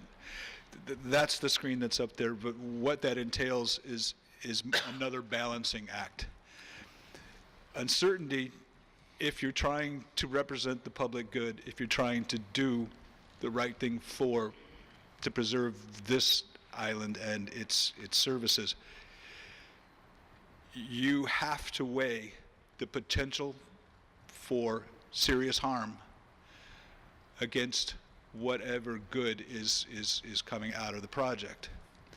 To me, whenever I see, and I'm biased, I'll admit, by the way, just last 6 months ago, I was putting together a proposal and spearheading a project for a developer because the project made sense, and because of the objections to it were mostly just silly. But anyway, in this case, when the threat is to an ecosystem and to fresh water and a sole source aquifer with no other, I mean, it sounds redundant, but I mean, sole source is one thing, 30 miles away is another. To me, the chance for harm is too heavy, and that's irreversible harm. Once it's there, I could pour a gallon of gasoline into your soil at the airport, and traces of that are going to be there 10, 15, 20 years from now.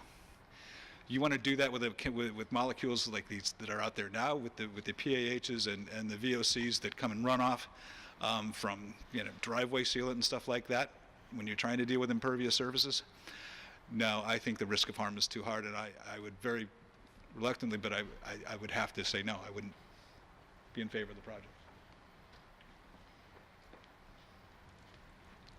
You had mentioned that in your review of the documents, there is no present permit for the town to operate the public water supply. What is the importance of the regulatory scheme with regard to public health and safety? Did I make my admonition earlier that I am not a lawyer licensed to practice in Massachusetts, and that nothing I say should be taken as legal advice? I know what it's like in other places, that if there is no permit in place, there's no permit in place. You can't proceed. And if someone says it's in the basement, it's like telling the police officer that just pulled me over that, oh, my insurance certificate's back home. I might not be able to keep driving. So I don't see how it's proceeding. In prior sessions, we heard assurances that a permit might be coming. The town is working on it, the town's applied for a permit, all those things. In your professional opinion, can this board grant permits based on the possibility that things will all work out?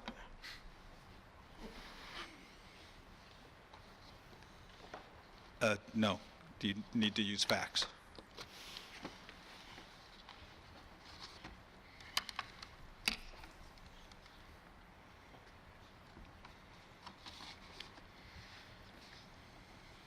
We heard the suggestion that perhaps this isn't the project that would break the camel's back, but that we don't know one way or the other. Do you think that this board or any board should make a decision to permit a project when you're not sure of its impact? And would your advice to this board be to look at a longer term, the longer term, rather than just whether one project can be fit in before the camel's back breaks? Yeah, I was trying to be very clear that I think you need to look overall at what's happening with the island and have a better assessment than I can find of what's happening here. I feel like if I turned to people in the audience and said, what is your goal for this island when it comes to the ecosystem, that many people would agree that their goal would be that they want clean water, healthy air, they want to be able to have food they can grow and catch that won't harm them, and that would be a reasonable goal. And then I think if I ask them, well, how long do you want that for? That I don't think anyone would say, 5 years, 10 years. I think most people would say in perpetuity. And that's why I find it troubling when I read reports from folks that say, but it will only take 60 years for this molecule to get from here to a well. It's like, sorry, kid. In first case, if that was the case, that's a molecule of something heavier and thicker than the ones I'm talking about, because the ones I'm talking about will be there a lot quicker. Have I answered your question? I mean, I don't think this board has enough information overall. And you're only human. You're having to speculate, and from what I can see in the record, you're being made to speculate even more about even details. At some point, I think maybe it's time to throw up your hands and say, come back later when we understand it better and when you understand it better. I want to follow up with your references to MBTE and your references to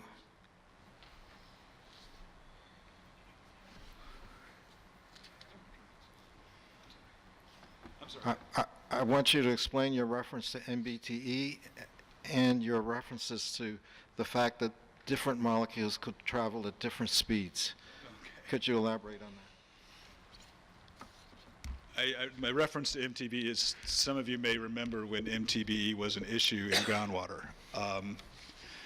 And, pardon me? Methyl tertiary butyl ether. It was an additive in gasoline to make it burn cleaner. And I think be more efficient or something.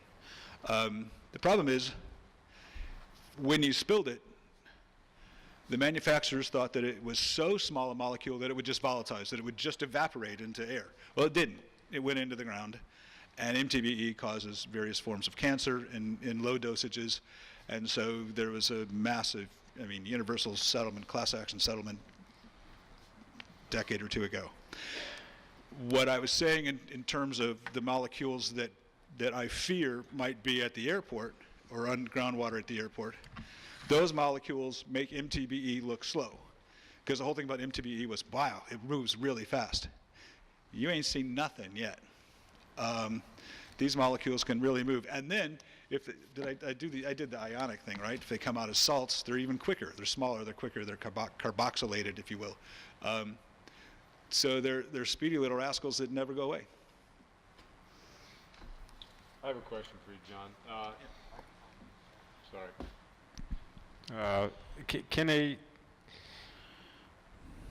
There hasn't been a lot of specifics about this project, and I understand why, because there's not a lot of specifics to review yet. But can a stormwater system be designed to take care of a project of this size? I know we don't know the exact size, but we know the acreage. We know pretty much what's going on. Can a system, or should all development here and arguably everywhere stop? The stopping development is a weighing and balancing project by project, and that's up to the community and to you all.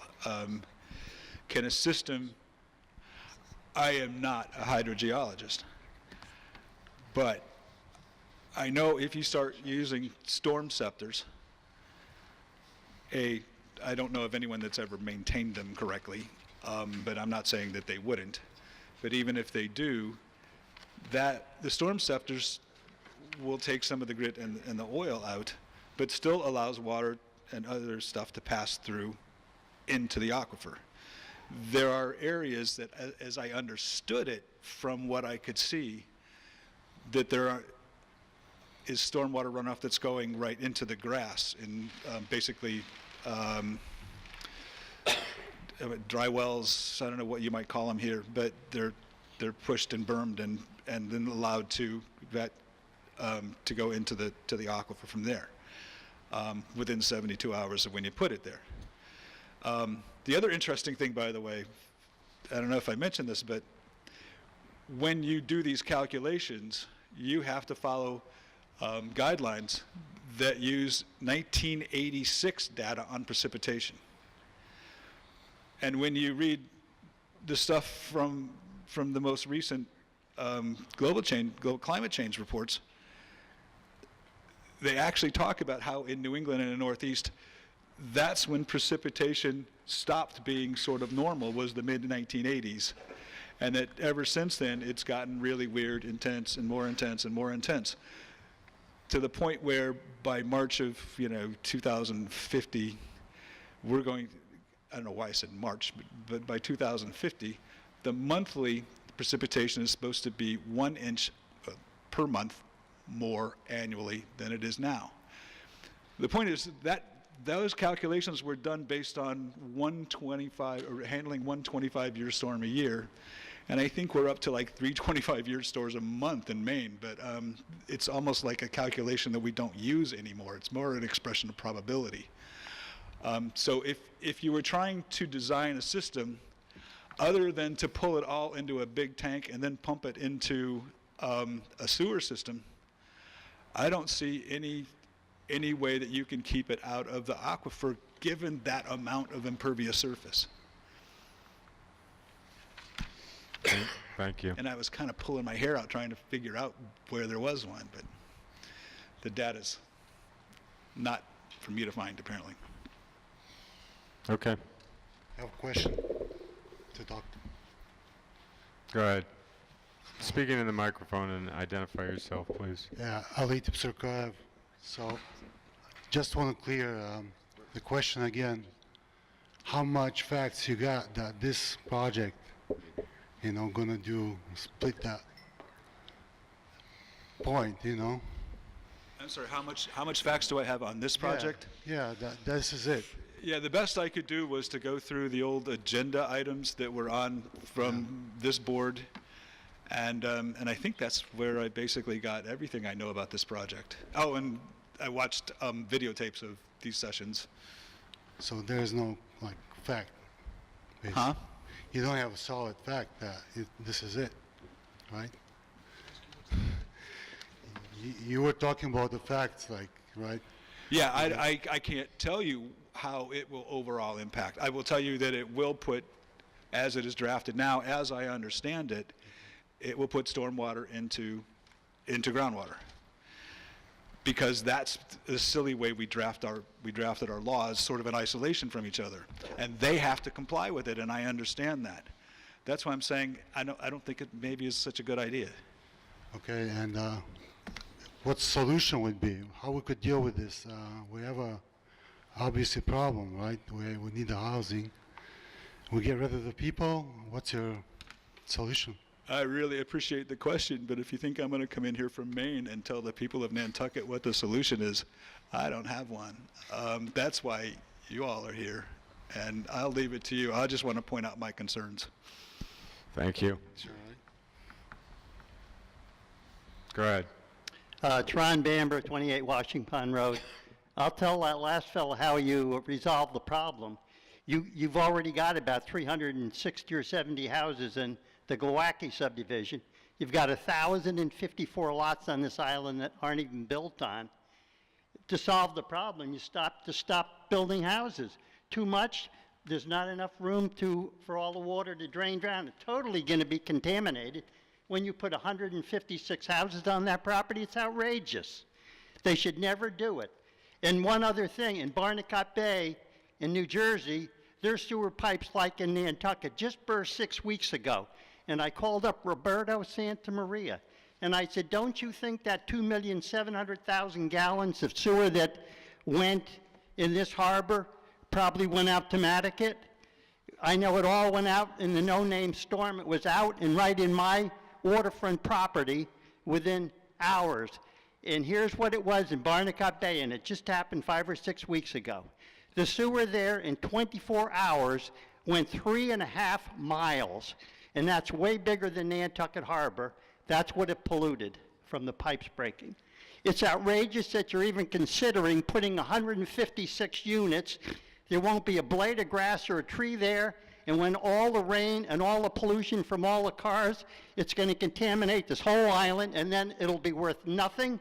What do? You stop building all these houses on it. The fellow that asked the question right there. It's outrageous what's going on, and you're destroying it right here.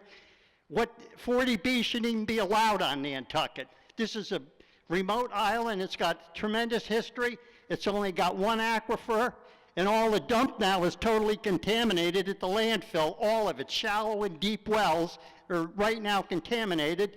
And I'll bet you all the sewer, what I told them right here, all the drains here, when it get a high tide, it comes right up through the drains in the streets. It goes all back out with all the fertilizer, all the oil. I told them what they should probably do, take all the drains and run it into the big swamp that across from the White Elephant that the land bank, the Conservation Foundation owns. And by the time the water got from there to the harbor, it's 150 or 200 feet. They said, that's a great idea, but nobody's doing nothing about it. So that's why the harbor is all contaminated now. You wonder why? That's it. You're going to totally destroy this island with this subdivision. They ought to take their money if they got any smarts and go buy some other stuff if they have it. I came here 47 years ago with 35,000, and I have a net worth of 30 million right now by doing the right thing with my own money and doing the correct smarts. And when I come here and see what's going on here, it's a total joke, I'm telling you. Thank you. Hi, Sean Cabral, South Shore Road. I just had a question about the for the water expert, just with my well, because that's really my biggest, one of my big concerns. And so my well is 90 feet, I believe. It's all pretty shallow on that side. The aquifer moves southeast, they say. I'm right across the street, probably like, I don't know how far wide the road is, 50 feet? So probably like 60 feet away my well is from their property. So I just wanted to know if I should be concerned about that, or if you had any comments about that at all.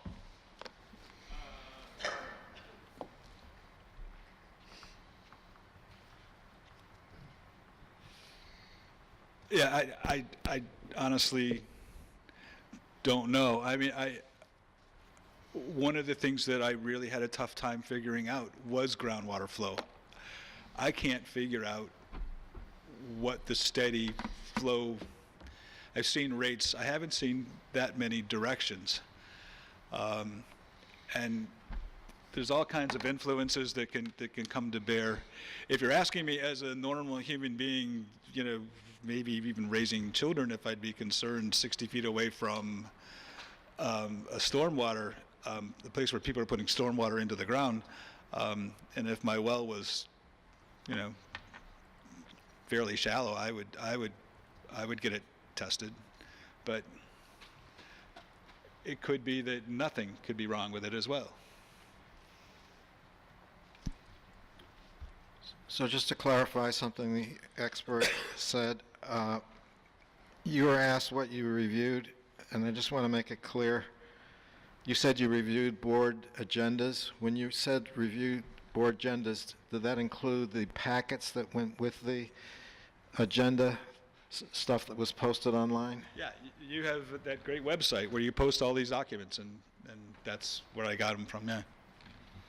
And it included watching the videos of the Board of Appeals meetings? Okay, not all of them, but I'm going to say 3. And did you review the public records produced by the town of Nantucket in response to public records requests issued by Tipping Point? I did review some of those. I don't know if I reviewed all, but I did review them, yes. And based on all of the information that you did review, it is your opinion that there is insufficient information for this board to issue a permit?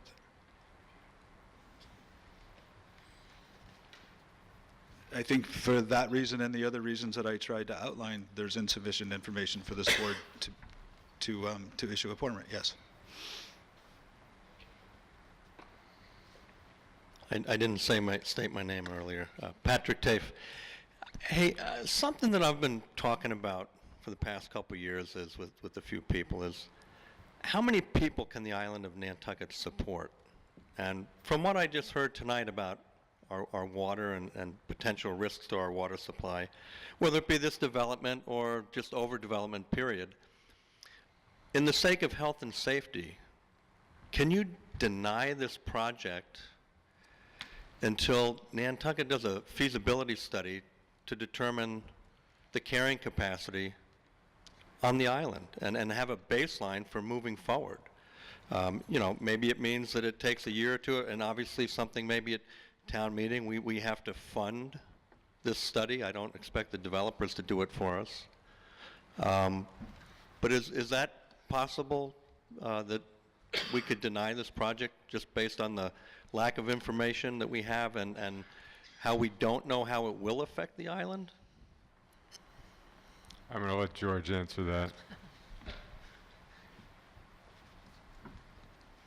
that. Yes and no.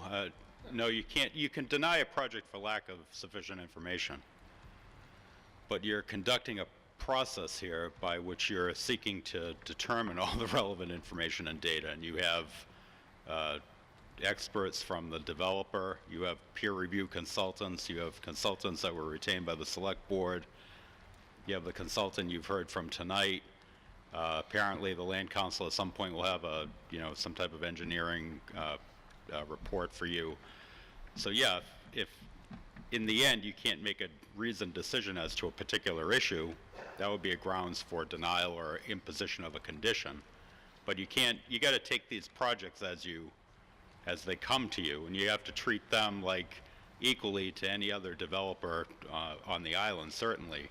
And you base it on available information now, what's been done, and you can do it site specific, again, to consulting reports that are directed to issues with respect to the project: water, sewer, site design issues, buffer zone, water recharge, the amount of impervious surface on the site. But you can't deny a project because the town happens to not have, or allegedly doesn't have sufficient baseline information concerning general issues for the environment. I mean, you really got to go site by site. So that's not an option for you to indefinitely postpone action on this project, pending some type of study by the town. And I just want to bring you onto planet Earth for a little bit, and not to be facetious or to be insulting to the opponents to the project, or and to take the developer's side, which I'm certainly not. That's not what I'm here to do, and that's not what you're doing. You're not here to take sides. You're here to exercise your jurisdiction as a comprehensive permitting authority. But I will point out to you that denials for lack of information are not the greatest thing in the world from the 40B perspective, because if the town doesn't like the job that you're doing or the advice that you're getting from town council as to the comprehensive permit procedure and the applicable laws, then welcome to your new permitting authority, which is the Housing Appeals Committee. And the Housing Appeals Committee has a very definite mandate in favor of enforcement of 40B and doing all they can to let these projects go forward. And I've tried cases in the HAC, and I know the types of limited issues that you can prevail on in the event of a denial or a condition that the developer appeals. And I'll give an example of one. On a water issue, I was able to prevail one time to deny extension of public water to a particular project. That was a case where this area had been designated as a sort of no development zone. And it was based on prior planning efforts by the town, and in a particular area of that town where it was a legitimate concern not to allow the extension of public water to go into this area. Here you have a project that's located in your sewer and water district. So it's a very different situation. And you're going to be acting as these local boards in applying what the standards are that apply. But I'll return again. You don't want the Housing Appeals Committee to be your permitting authority on this, because that is how they'll act on it. You deny it tonight, say, okay, developer, we're so unhappy with you, with the lack of information you've given us, we're denying it. Well, they go directly to Housing Appeals Committee, and then they'll get the permit from Housing Appeals Committee. And then you can appeal that to Superior Court. But keep in mind, and again, I've tried these cases and I've taken it up to the Supreme Judicial Court. The courts will also err on the side of applying 40B, enforcing this comprehensive permit law that encourages affordable housing. And they'll override a lot in favor of enforcing 40B. And they'll override a lot in favor of enforcing the discretionary authority of Housing Appeals Committee on how to apply that procedure. So I'm just giving you a little bit of caution that you have to stick within your jurisdictional areas in conditioning or denying this project. You're not at the point yet that you're able to deny this project for lack of information, in my opinion. If it continues to be like this and the developer, forces your hand and is unwilling to grant, sufficient continuances to get the relevant information before you, that's an issue to decide then, whether you haven't been satisfied as to all the concerns that you've raised. But at this point, you are not, it's not advisable to consider denying this for lack of information or for some type of studies in the future. And I'm going to make one more comment. And again, with all due respect to everybody that's participating in this process, I've seen a lot of public records requests go to the town, and I've seen a lot of people trying to make town departments enemies of their local concerns. And I'm just here to say that that's a very bad approach to take on this. So if anybody's uncertain as to whether the town has a valid permit with Mass DEP with respect to water, they should maybe pick up the telephone and talk to the water department. I'm easy to find. Pick up the telephone or shoot me an email, and I'm happy to help you with what permits are in place. If you send, countless public records requests to the state because you're allegedly unsatisfied with the response that the town has given, and then you follow up those appeals with other requests but never get down to the question of, all right, well, what does this document mean? Is this the document that you're referring to as the permit? Then we're going to continue to waste a lot of time in this process. So I would recommend very strongly that if you think that there's a permit that's not in place, give us a call and let's figure it out if there is a permit in place or not in place. And then the water department will be weighing in to you at some point for you to serve as that local commission as to whether or not to grant the permit with respect to connecting to town water on this project. So I hope that at least began to answer your question, but I really have to, since you invited me up to the microphone, I want to take the chance to sort of try to get us back on track a little bit. Thank you. Mr. Chairman, could I just ask, because I do have to go, so I assume we're on board for next Thursday. Is it also, I'm sorry, next Wednesday? Is it also at 4:30 here? I think so. Okay. Yes. And, we've listened, and I don't want to have any substantive comments. Respect the questions and the statements and all of that.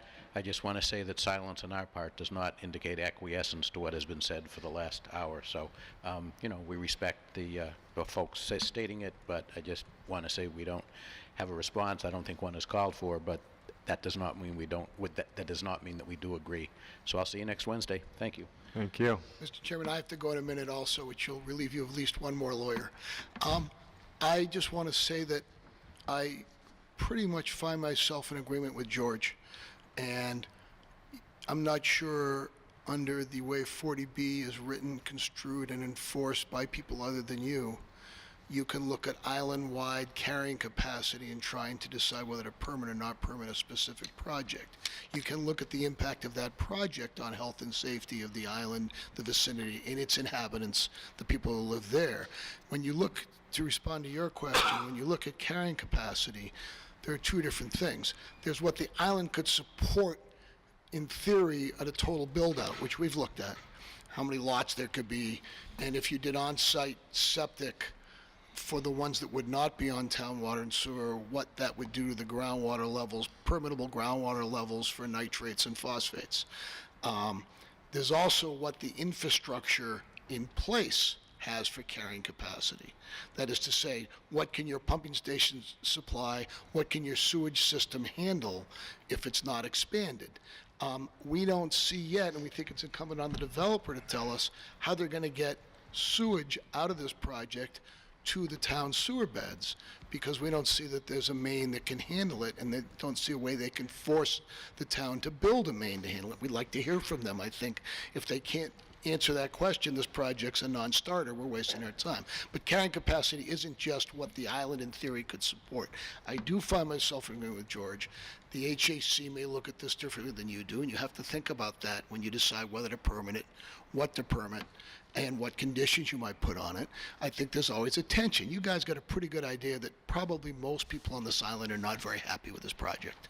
It's too big, it's too dense, it's in an area that has a lot of open space around it and a lot of neighborhoods that are much less dense around it, and people aren't very happy about it, and with good reason. Can you get away with just saying, no, we don't like it, it's inappropriate for Nantucket? Well, you could do that, but someone else will then take another look at it. They may be different than yours, so you've got to balance those concerns. We think the project's much too large. We think there's a project that could be permittable there that would meet the requirements of 40B and also be relatively sensitive to the neighborhood and the environment. But this isn't it yet, and you don't have the information to even make that determination yet. It's incumbent upon the developer to get you that information, and that includes the financials to show why it's not economic to build a somewhat different project. That's on them to do. We really appreciate your time, and we look forward to trying to help give you the information you'll need to make a reasoned, balanced decision that meets the needs of the people on this island, both for a healthy environment and for public and affordable housing. Those are not bad goals. We support affordable housing. We just don't support anything expensive necessarily of other values that we all care about. Thank you. Could I say one short thing, please? Sure. This attorney over here, he's talking about the mainland. This is Nantucket Island where they only have one aquifer. That's the difference. 40Bs can be stopped. Totally outrageous that he said they can't. They can be. When this aquifer goes, it's gonzo. I already talked to the head water fella in Massachusetts. And you know what he said? If they do more volume than they're supposed to, which they've done already for the last 5 or 6 years, you're going to have to go to desalination of the salt water. Otherwise, it's not going to work, or they'll shut it right off. So that's what I'm saying right now. This isn't the mainland. They shouldn't even have 40Bs out here. There's only one aquifer. They're going to destroy it. They're already destroyed the landfill already that's totally contaminated. These fellas should take their money. There's better investments to get out there and make it than try and destroy what they're doing here. That's all I have to say. Thank you. Go ahead. Can I ask town council a question based on his comments? Sure. Are you saying that we have a water permit here? Yes. We have a water permit, but there are no records that the water expert that spoke could find? I don't know what the water expert looked for. So we have a valid water permit? We did. But don't all talk at once. If you're going to cross-examine each other, just get up to the microphone one at a time. No, I'm asking, If you want to revisit the issue, we can have Mark Willett back, and he can talk about it. By the way, I asked Mark to be here tonight. Mark was here? No, I think, or he had to go to the selectmen's meeting. He might have been here early, and I didn't know that. Otherwise, I could have flip-flopped. But So I just want to clarify. So can we get that emailed to us? Our permit? Can you email that to the chairman? I'll talk to Mark about what he produced. Okay. I'll just The point is, look, enough of the playing games about it, okay? Mark Willett was very clear that the town is in compliance. It has a permit, okay? If I need to follow up with Mark on the request, if you ask me to, Mr. Chair, I will be happy to follow up with him and reproduce what document it is that he's referring to. Sometimes, if there's a piece of paper that doesn't say water permit at the top, you know, maybe people are unsatisfied, but he's responded to countless public records requests. He's produced what he has. I'll double check what he has produced, and we'll be happy to produce it. Thank you. For I the think third or it- fourth time. Thank you.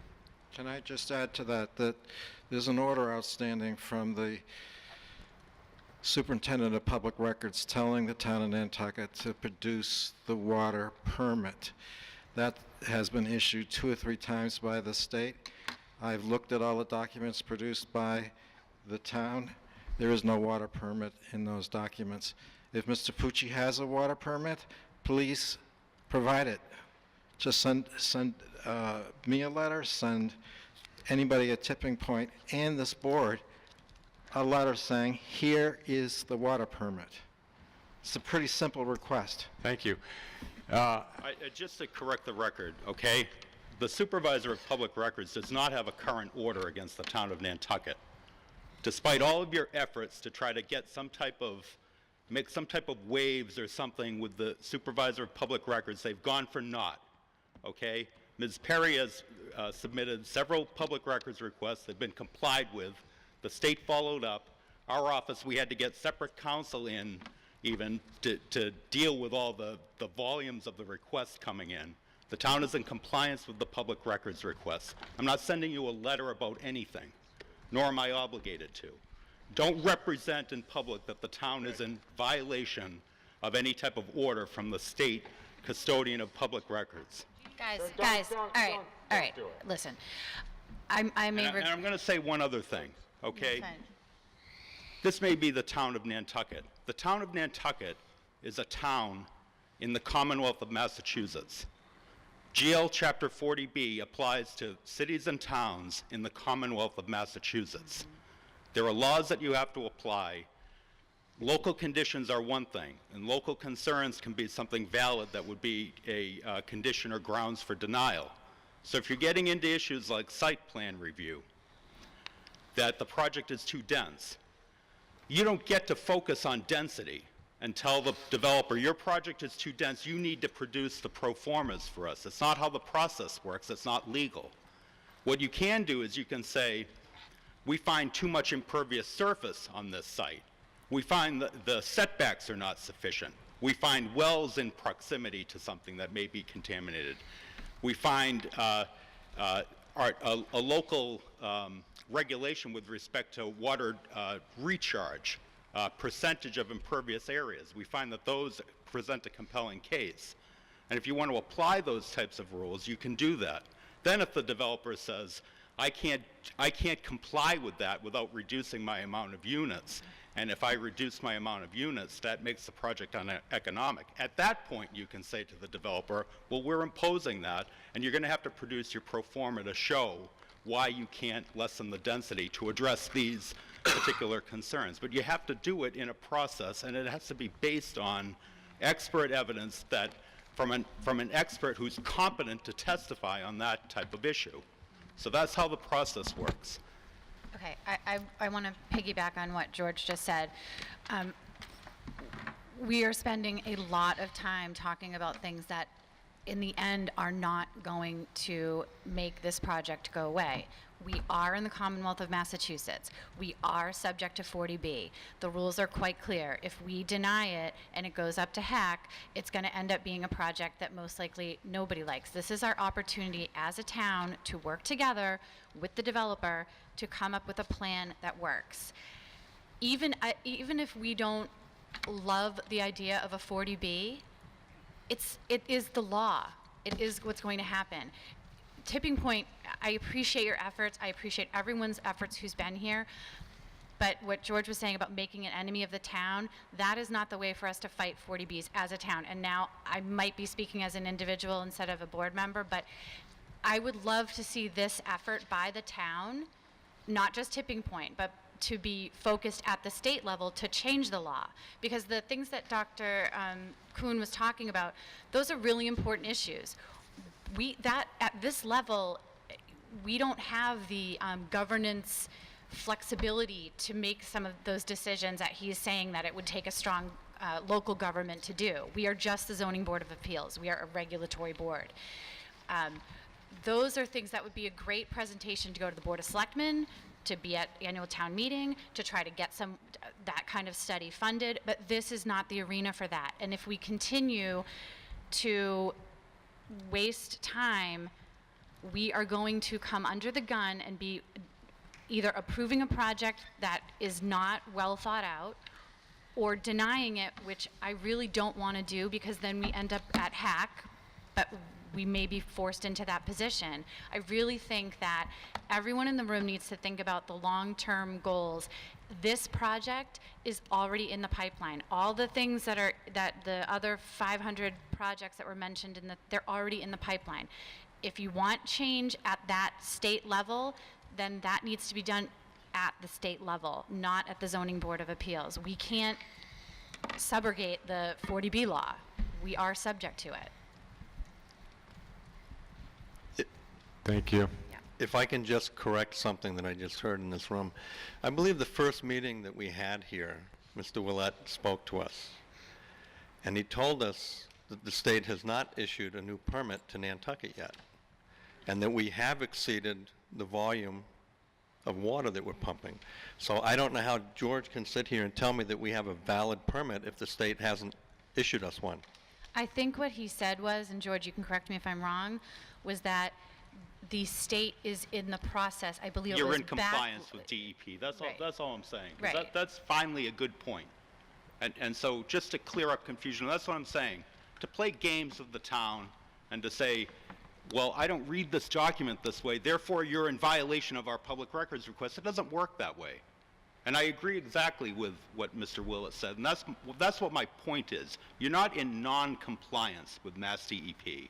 And that's the only thing that I'm trying to clear up here, because it's important on the public record to not have somebody come in and accuse the town of being in violation with Mass DEP. It's just not true. Thank you. I'd like to say one more thing. I'm going to come down to the town building tomorrow. I'm going to give you the telephone numbers of the experts that are running the water department that I talked to. You're totally wrong about the 40Bs that we have to have it come here. When you talk to the fellows that I talked to, I talked to 4 different people to get to the top one about the water. They have gone over the limit that they were supposed to use here in the summertime, and he's the one that said to me, if they don't pay attention, I can say that they can't, they're going to have to go desalinate this water.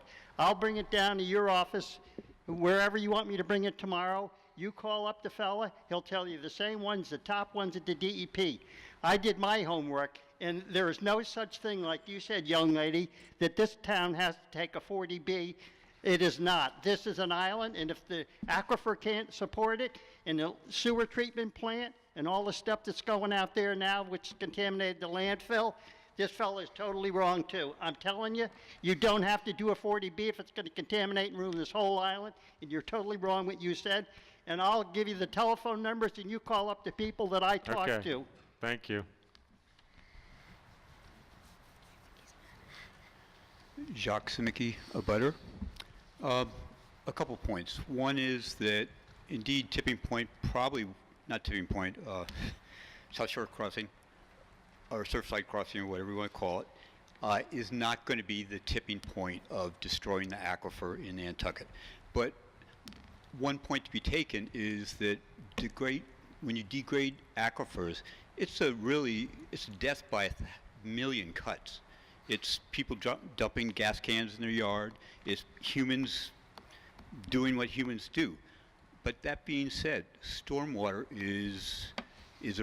plays a really important part in degrading aquifers.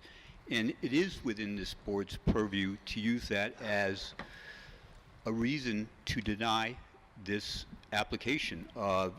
In the Wellhead Recharge District regulations, it says that if you are recharging the aquifer, you cannot degrade it. And that's really straightforward, and I'm not a lawyer, but it seems pretty straightforward in its language, and that falls within your purview. Why, Jack, why is this project versus another project degrading the aquifer? Well, it's degrading the aquifer because actually scientifically it is when so far, with proposed systems for taking the water from impervious surfaces and recharging the aquifer through the dry well system or through storm scepters, through whatever filtering system they're saying they're going to be using, those systems do not filter the water and the particles out of some of which we were told about today, but probably 80 to 100 different particles that will go into the aquifer and live there. Probably about 30 or 40 of them are what are called persistent particles, which is sort of the Teflons, which we were speaking about, which actually never go away. That once they're in the aquifer, they're. And so the second part of that question is, how come we're picking on these guys? No, I didn't say that. Well, go but ahead. actually, that's a philosophical question I have. Why are we picking on these guys? And unfortunately, why am I picking on these guys? Besides living next door and worried about my property and my well. Well, I wasn't really aware of all these issues. I did a bunch of water research for somebody in town 20, 25 years ago, and when this started coming up again, I went back to hit the books and did all this water research, and I went, wow, we're not doing anything as far as stormwater and protecting our aquifers. And you know, you got to start somewhere. And we've talked to, obviously the town in Nantucket is considering all these things, and they're starting to consider about getting pump out trucks and remediating it and doing things maybe that's going to help our aquifer, but we've got to start enforcing the law at some point, and that's not degrading the aquifer when we don't have to. Not that you're an expert, but through your research, is there a system that can be designed to take care of the problems you're identifying or talking about? It's really, really hard. In California now and in other states, they actually collect the storm water in like a sewer type system, and they send it to a plant to get processed. So it doesn't go into the ground. It'd be just a whole nother system like a sewer system. Is that practical in Nantucket? Not really. You know, unless someone wants to give us $100 million or so, then we could do it. So you're looking at going from the standard of not degrading the aquifer to degrading the aquifer slowly. And there is current technology out there with using swales, there's gravel absorption swales, there's bioswales, there are other techniques that will prevent a lot of these particles from getting down into our aquifer. But it wouldn't be a storm scepter. It would be, it's more like doing an artificial marsh and having to dig out the soil every few years to remediate that, to get all the heavy metals out and all the chemicals that is bound up. But in no means are we're protecting the aquifers. That would probably be the best case in protecting the aquifer for Nantucket. But to think that we're really protecting the aquifer is not true, because stuff still gets through these systems. Is that Yep, sort of it? thank you. Okay, thank you very much.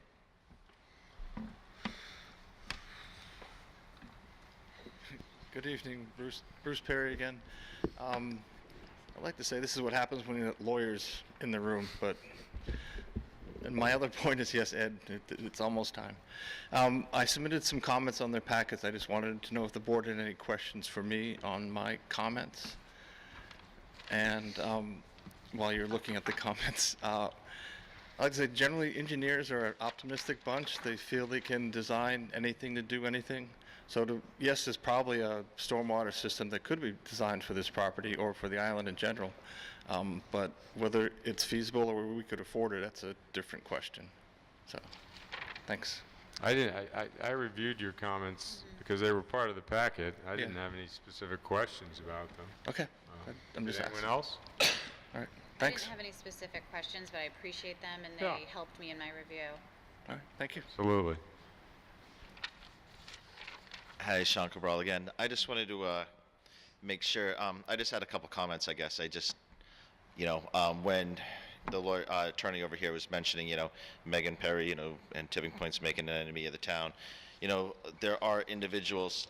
Hold Oh, on, I'm sorry, Sean. what- I don't recall. He brought didn't he bring up I- Megan I Perry's don't name? remember. You specifically said Megan Perry? Yeah. No. Yeah, he did. Yes, he did. He Yes, just he said did. All right, time out, time out, time out. He said that she made requests, but I don't think. Right.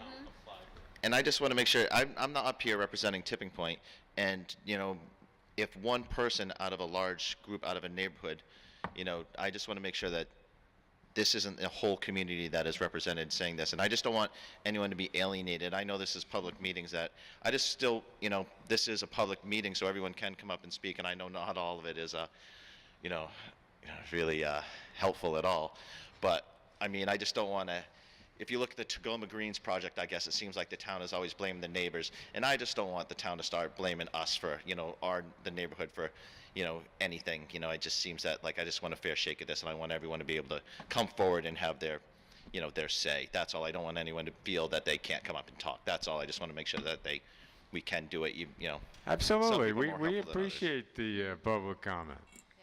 Yeah, earlier I said, you know, with due respect to the people who are opposing or for or against the project, I'm just trying to focus the issues that are within your jurisdiction. And the only thing that I was referencing Ms. Perry was specifically, yes, Megan Perry submitted public records requests. I'm not saying that that wasn't her right to do that. What I was saying was the town complied with it. And there were appeals filed and the public records supervisor got involved.